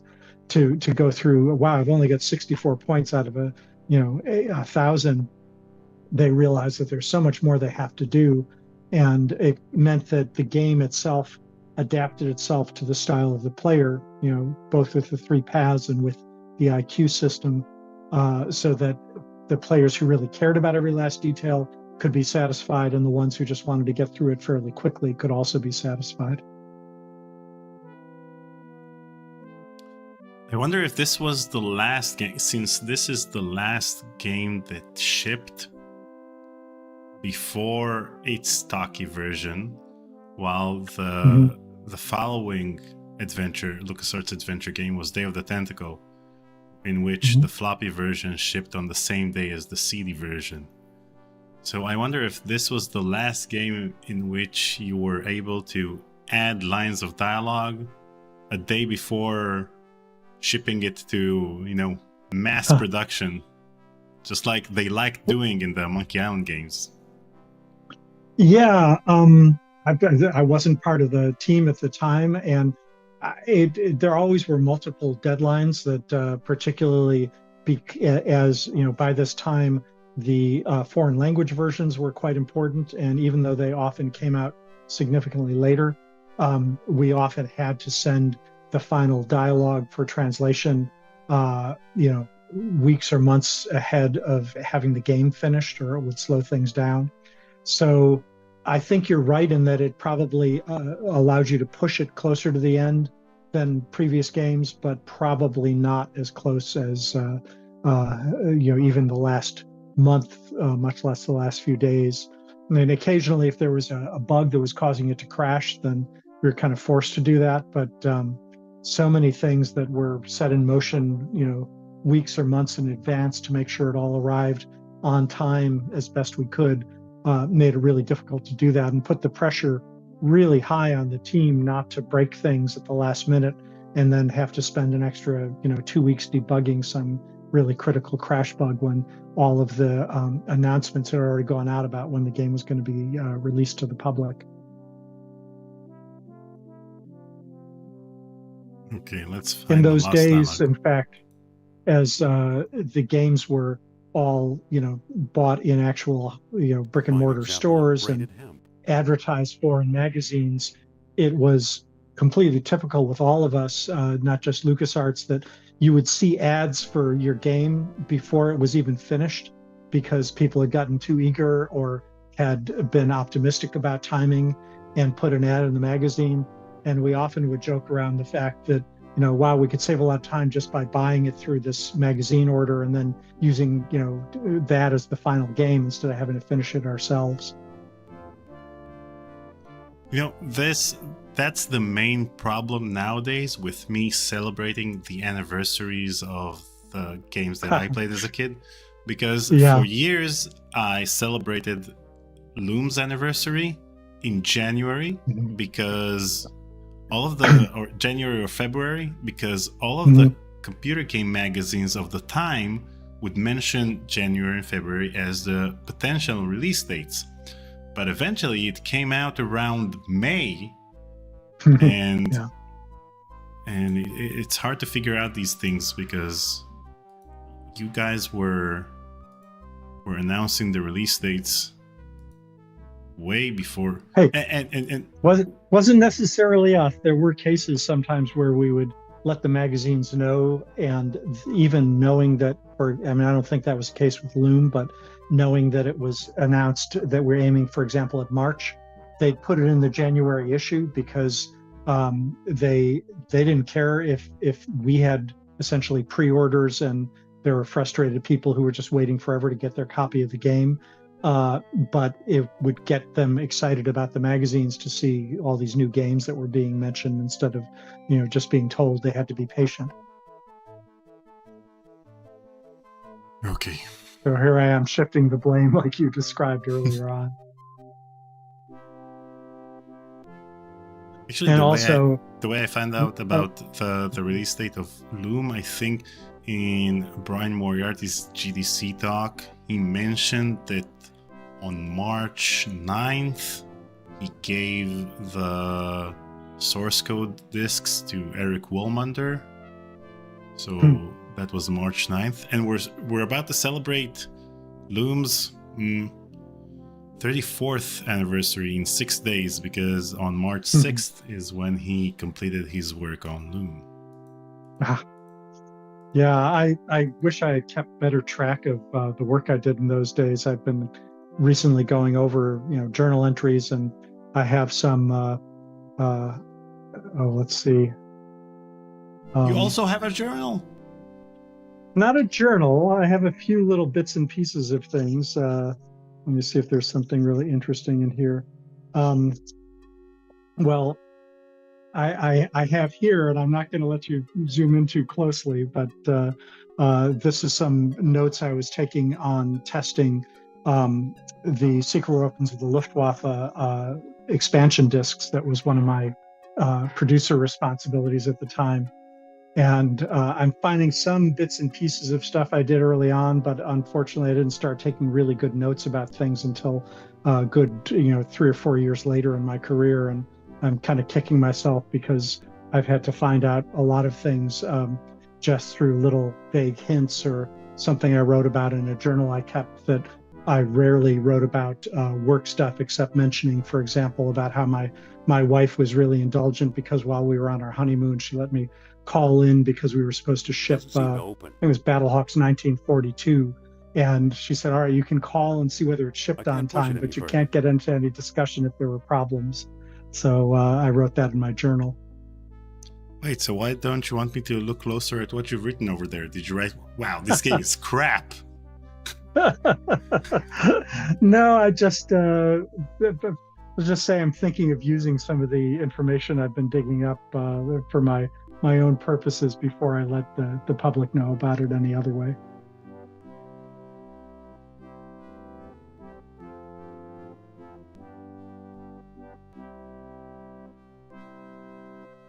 No, I was pretty surprised that Ken Macklin had a journal with all of the dates. It's unscrewed. Yeah, boy, I did listen to that interview, and it was great. I mean, that's one of the things that made me really wish I had been anywhere near as closely, attentive as he was. Boy, it's funny seeing these single pixel puzzle things that. It's nice and one of the promo videos I did for my conversation with Ken Macklin is me being surprised about the fact that he can tell me the exact date in which Noah Falstein's The Dig was canceled. Yeah, that was helpful for me too. That was not a very happy day for me, as you can imagine, so I didn't make a specific note of it. I still think we should have all of the notes that you have about your version of The Dig, and maybe have Anson Chu find more animations he's worked on from that version. Just recreate. Well, I think there'd be interest, and if, for example, there was an audio cassette tape of Ron Gilbert and me and Steven Spielberg discussing the early version of The Dig, that would also be interesting. But those things, may or may not exist in real life. Don't get my hopes up. I mean, every time I think some people that I've talked to have mentioned a pizza orgy, in which you've played The Dig, either Brian's version or your version, and I tried to understand if there was actually a playable demo at that stage. And that would probably be Brian's version, because that went a lot farther than mine did, and the version that shipped is 90% Brian's story and dialogue, at least in to the extent that I'm aware of it. I think certainly the version I had, we had some very early puzzles that you could try out, but they were they were not in a pizza orgy state. So I'm guessing that was probably Brian's version, possibly because Dave Grossman took over after Brian for a very short time, but I doubt that he was conducting any testing at that point. Well, at least one of my goals. I know you love The Dig, and we definitely should have a discussion of early bits of The Dig at some point. I think that would be a lot of fun, and I'll see if I can, excuse the expression, dig up some of the information people haven't seen before. Well played. So one of my goals last year was to find at least one person that actually enjoyed working on The Dig, because I would talk to people, and every person I would talk to would say how stressful it was to work on The Dig, or how much they didn't enjoy the fact. First of all, not enjoying the fact that it was cancelled was pretty obvious, but not enjoying their work on The Dig. And I finally found someone, and that was Michael Land, because they actually let him do whatever he wanted. and it gave him full creative freedom to work on the soundtrack. And to this day, he considered this his best work. And Oh, I that's agree. very interesting to hear. Yeah, I found that I mentioned this in our talk earlier, but I've talked to a number of the people that have gone on to collaborate with Steven Spielberg on other game concepts, and most of those projects had a similar problem. And I think that's the key reason, that knowing that Spielberg was involved meant that everybody wanted to get in on it. In particular, if he was going to be there in person, they all wanted to be able to meet him.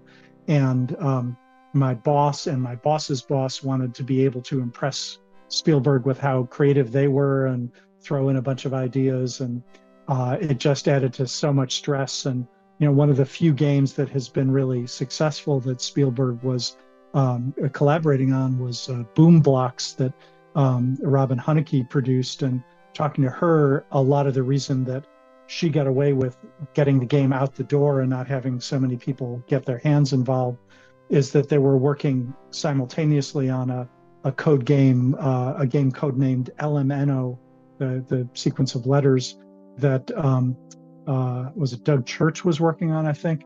And that never got finished because of the same kind of stresses of everybody wanting to jump in and twist the game in their direction to impress Spielberg. So it's unfortunate that that kind of behavior kind of is a curse of people who get to work with him on video games. But I always felt lucky to have at least had the fun of working with him directly in the early dig. And most of the people that came after me, he by that point he'd kind of given up on being involved in any of the creative meetings. But it seems like he actually played the final game, because I saw a letter that he sent the team.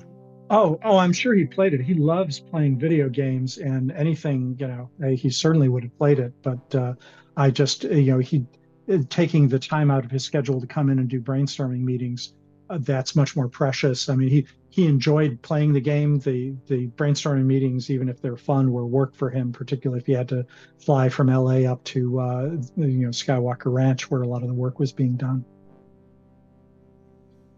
Okay, so first of all, Brett Mogilevsky joined the chat, and it's a good thing that he joined the chat, because as a playtester, he should have found the bug we encountered at the beginning of the game. I mean, it's not that far long. You should actually play the first part of the game, and then you can find that bug. So Brett, take notice. I recently had a text play session with Brett Mogilevsky in which we played Grim Fandango. Yeah, I mean, it's great. So many of us that worked on those games, really enjoyed the process, dig notwithstanding. And, some of the games were a real pleasure. I mean, I had a minor involvement with Monkey Island 2, and I remember that as one of the most enjoyable games. It was actually very close to coming out on schedule. It was really fun to, have some input with what, Ron and Dave and Tim were doing. And, everybody was excited about it. We were actually getting fan letters about Monkey Island 1, even as we were working on Monkey Island 2, and it was just very energizing. So it wasn't all pain and suffering. There were a lot of really fun aspects of working on these games. And, the testers have to say, thank you, Brett. You and a lot of the other people that tested these games were essential, and it was one of the most thankless tasks of having to just try the same scene over and over and over again just to see if anything had changed since the last build. And every once in a while, and it wasn't true of just us, but other people, someone would make some tiny adjustment and it would have catastrophic effects that just weren't anticipated. There was it one of the Wing Commander games, I think, that they made some last minute change to the version for CDs and forgot to test it on the floppies that were still an important part of their revenue stream, and it broke thousands of copies of the boxes that had the floppies in them, and they had to basically recall them and do it all over again. So yeah, those were the reasons why the testers were incredibly valuable and had a very stressful job. Brett just wrote in the chat, I still have a printout of all of the D and E bugs I filed. Well, that's the thing. Maybe he'll find, as I said, that looked like one of the lower level bugs that they might have realized was in there, but figured it was just not worth the trouble to take the time to fix it when it was discovered. I mean, he should go over that printout and maybe find this bug. You know, maybe it was erased by some pizza grease he had on it or whatever. I mean, when you get down to the last days or weeks before you ship something, the stress goes up and the tolerance for bugs goes up. You know, that if it's something that there's a workaround, so that if somebody calls in and says, "Hey, the game crashed," and they say, "Oh yeah, sorry, that's a known problem. Here, you know, restore the game to this level or play this thing, and whatever you do, don't touch that book on the shelf." You know, and then you'll be fine. It won't crash. Okay, we have the lost dialogue. All right.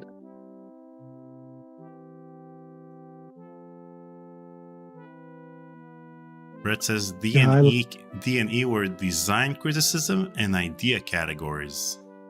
So this feels more like a C bug. I'm very proud of myself. If you go back and listen when that came up, I think I said that looks like a C bug to me. So I still remember the ranking well enough. C bug.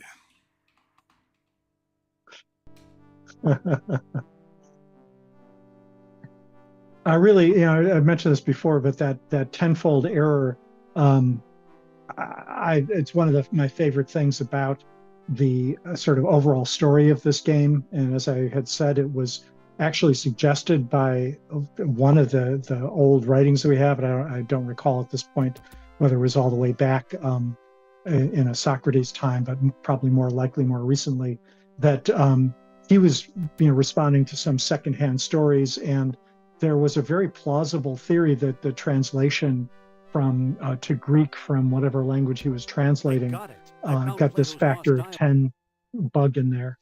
And I just find that kind of an intriguing thing, because I know that a lot of old writing, there are ways that they did entire numeric systems before, the current Arabic numerals that we use now, that meant that lots of times people are discovering there were huge discrepancies between what we think a number was and what it actually meant to the people at the time, or even the ways that the numbers were written. Brett says that I'm pretty sure Indy shouldn't be in a suit was a debug I filed. The thing we discussed. Yep. Well, instead of focusing on the debugs, you should have focused on the... Actually, AT Machine in the chat says that it's an A bug, not a C bug, because the game was stuck. We couldn't do anything.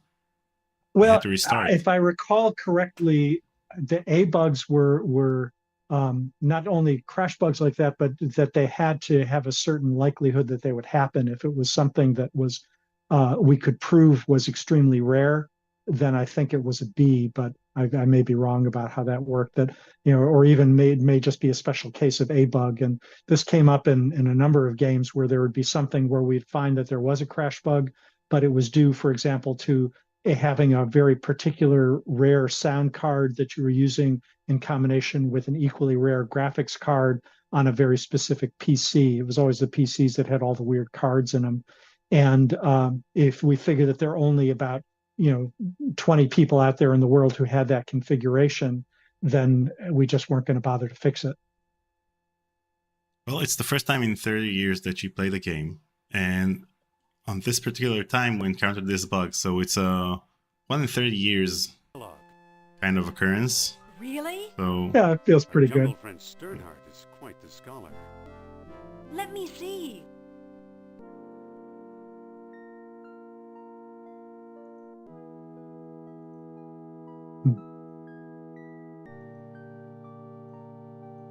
I don't see how this will help us find Atlantis. Yeah, there we go. Did you notice Plato's tenfold numbering error? So he got his dates mixed up. Why is that so important? We may not find Atlantis in the Atlantic at all. Where then? If Plato is right, Atlantis is in the Mediterranean. You mean 300 miles from Greece instead of 3,000? Yes, the cradle of civilization. You could be right. I thought it was particularly You once told interesting, me and you I came from the don't middle of remember the how much of world. this That's we what made up. Mediterranean means. The fact that the tenfold error in time would also make Atlantis, rather than being in the ancient past, happen right around the time of the Thera explosion and the tidal wave that was produced by it. That just felt so plausible to us as the actual origin of the Atlantis story, back in prehistory, but only a few hundred years before Plato and not thousands of years. Good old Nurab Sal. I'm starting to like him. Wait, quiet. I think I'm getting something. That orichalcum sure is spooky stuff. Spooky? Haven't you learned anything? Among the artifacts that Kerner stole was a small stone disc with a hole in it. I'm sure it was one of the 3 stones mentioned in Capitalized Plato's words book. again. Yeah, there you go. And I didn't find it. I bought it from Omar Al-Jabbar in Algiers. Yep, there you go. But it seems like the voice actors didn't get the text with the capitalized words because they're not putting any emphasis on them. No, I said that was done after I left, Haven't but we I talked think about enough of that these was something. nutcases? In fact, I wouldn't be surprised if that was Or was Hal's it La Cartier in Monte invention in Carlo? particular. Either way, Algiers And or it just Monte came Carlo. out of the text This version. much I do But know. yeah, You'll need all I 3 don't- stones. If you well, want that to time find she seemed to Atlantis. be emphasizing it a little bit.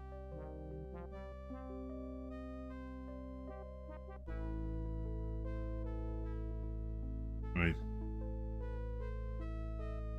How will I find Trottier and Al-Jabbar?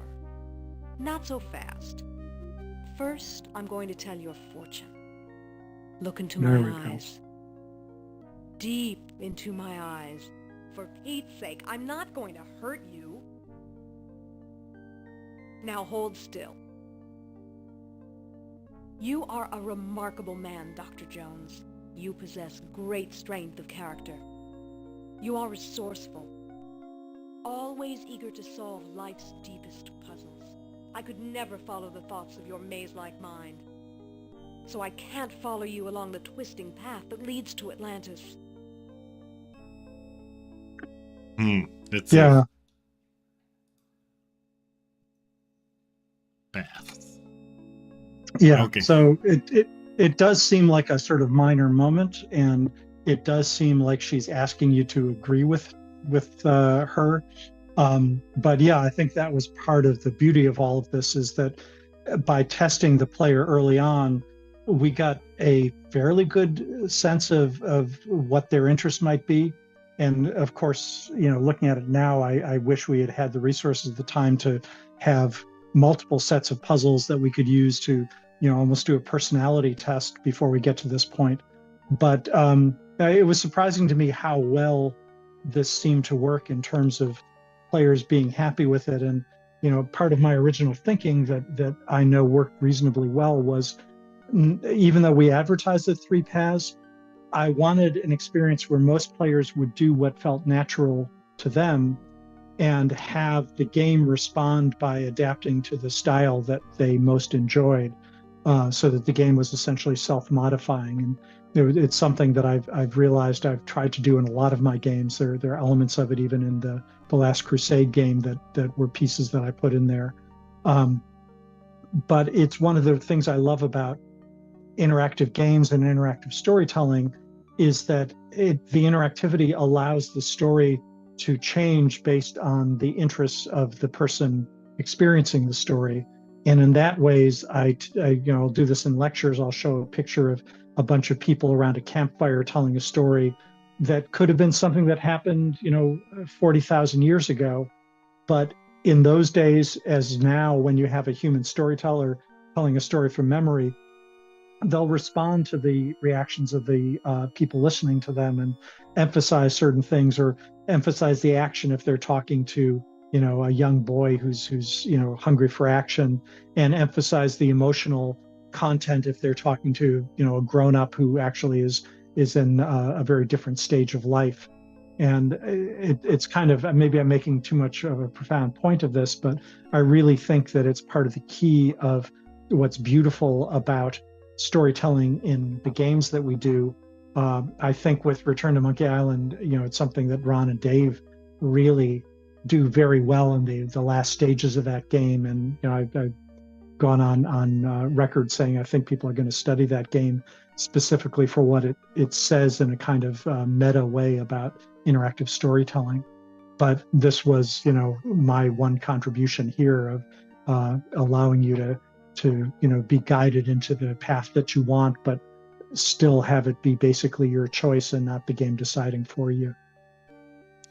What's interesting here is that most people play the team path with Sophia, even though if you look at the dialogue options, the most appealing one seems to be the first one, because it starts with "you're right," while the other two seems like, meaningless. Well, that's because you broke into the theater by solving the puzzle of the crates. If you had broken into the theater by having a dialogue with the guard, then the second one, she would have said, "I think you're a man who likes to use his brains to talk things through and cooperate with other people, and you'd rather go with me." And that's, and so it would have, you get a different set of choices, and that emphasizes the one, makes it look like the most attractive one is the one that fits what you did before. But I think that there were probably people who solved the puzzle as you did in this case by, going through the trap door and finding your way through the maze. But when they came to this point, it's, wow, I'm really enjoying Sophia and she's been kind of fun. I'll just pick the second solution here, even though she's, kind of flattered him into thinking that he could solve it on his own. Okay. And now for the big question. Which path should we choose? Well, given that our timing today means that you and I aren't going to get very far right now, I'd love to continue, this on some later interview. But I think personally, I would like to, since I played through this, even though it was many years ago, on the team's path, and I love that path. I've always been kind of curious about trying the wits puzzle path, which would be the first one. I certainly am, even though I helped design it, I've never been very fond of the fighting interface in these games, and I'm not that much of an action guy myself. So I'm tempted to go with that first one. Okay, and it's better for streaming because since Indy has no one to talk to, there's less talking, so we can talk. Sounds good. It's a very You're good right. point. I better think this through alone. I understand. Stay in touch.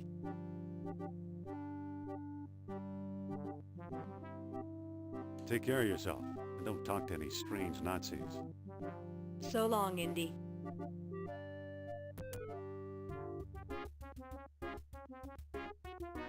I love the way that the music team was able to work in all those John Williams themes and yet fit them for the sound cards of the time and fit them into the gameplay so nicely.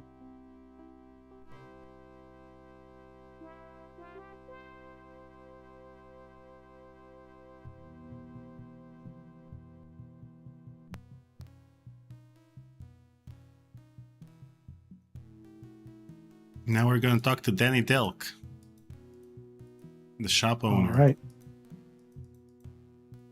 aka Purple Tentacle, and Murray. Excuse me. How can I help you with Indy? One of the things I should say that, having worked not at LucasArts, but then when I was at DreamWorks with a number of voice actors, is how impressed I am how a lot of these talented voice actors in a single, movie, cartoon, or game will play, sometimes half a dozen different characters, and you'd never know it. I've worked with a few that actually easily swapped genders and sounded convincing male or female with no problem at all. I mean, even Danny Delic in Day of the Tentacle has a lot of conversations with himself because he's Hoagie and he's also George Washington, and they have quite a substantial conversation in the game over there. Yeah. I'm looking for Atlantis. Well, and it's even more fun in those comedy games. You know, if you notice that there's a similarity there, it just kind of feels like you're in on the joke. You mean Mr. Aljabar? That is an also good one, Effendi. I'm his trusted servant, Paul Abdul.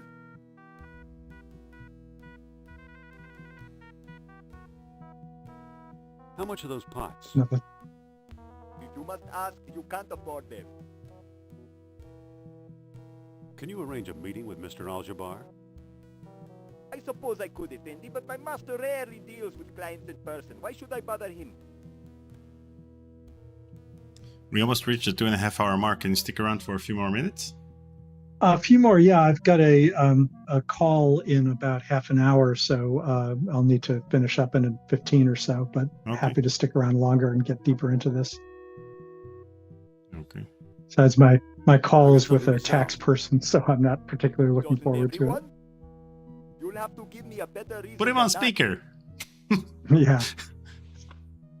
I really like seeing this artwork too, though, that I don't remember being around when this particular scene was made, but I can just imagine the artist working on all of those different clay pots and trying to work them in there.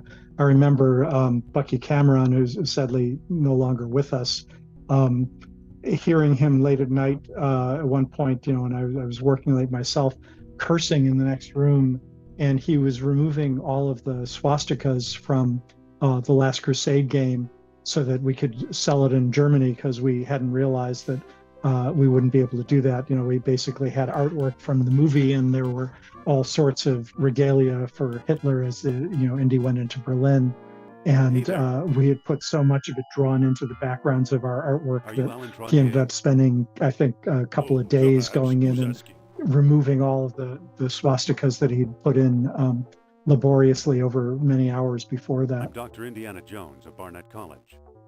Jones. I believe I've heard of you. Yes, of course, the famous archaeologist. That's me. And I am Trottier. Amateur scholar, part-time poet, professional dreamer. I have been to a conference in Monte Carlo, and it's nice knowing what some of these locations that Indy goes to look like in real life. What can you tell me about Atlantis? Oh, that depends. To prove you're worth dealing with, answer me this. What was Plato's great error? An error of geometry. Oh, no, you're just guessing. Bonsoir, monsieur. Feel free to look me up whenever... Wait a second. Over here. Back. What can you... To prove your answer me, why did the Atlanteans build their huge colossus?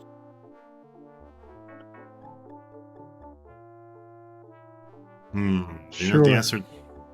Well, it's a tough one. Certainly not Olympus, and they did want to make themselves like gods. But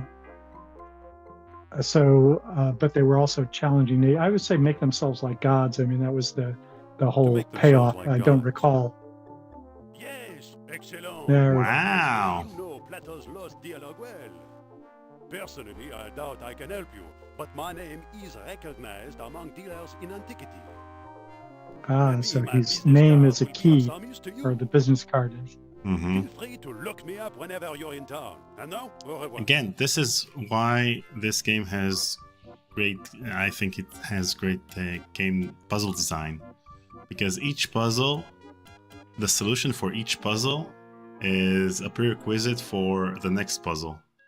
And so, because when you have several puzzles to solve, then you may reach a situation like you described before, in which you have the solution before you know what the puzzle is, because otherwise it will be too confusing. Yep. Absolutely. Yeah. There are a lot of sort of arts to puzzle design, and I've spoken about it. I know Ron and others have given talks, and it's nice for me to see that there's actually, I think there are more people creating point and click adventures or variations on them now than there have been ever. Even back in our heyday, they're not selling to the same large audiences in most cases, although some people are actually doing quite well with that. But the tools for making these types of games have gotten so powerful that small teams of really dedicated people, particularly if they've got a mix of different talents and just 2 or 3 people, can really put together a fairly sophisticated game. So I'm grateful that all of the knowledge and the art that we discovered, way back then is still useful to people. Yep. Okay, so this is a great place to save and call it a day for today. Thank you again, Noah, for joining me for this amazing live stream, and I truly hope that you can join me for more, and hopefully we can finish the game, in 10 to 11 or 12 live streams. We could be done with this game. Well, luckily the 40 hours is so. only if you play through all 3 paths, so hopefully we can do it quicker than that. Yep. No, I very much look forward to it, and we've got GDC coming up in a few weeks, which is always the busiest day of the year or busiest week rather of the year for me. But at some point not long after that, hopefully we can pick up where we left off, because this is a real pleasure. And I hope all of you watching and the ones of you watching this later on are also enjoying it, and let us know in your feedback what you like and what you don't like, and I'll see if I can talk about different things or emphasize different points in the future, because after all, if I'm talking about modifying the game to fit the needs of its players, then I've got to do that in the interviews as well. And you've got a few more talks in the near future, right? You want to plug them as well? Sure. I mean, they're a little obscure in terms of people in general. I'm speaking at the Pocket Gamer Connects conference that's held on March 17th and 18th, I believe, and just before GDC rolls into their main 3 days. I'm speaking at a couple of conferences more about the medical games that I do. In one in Amsterdam, it's a conference called The Next Web in, let's see, that's towards the 20th of June, I believe. And before that, I'll be speaking on Malta, which is an island that Indiana Jones should have visited.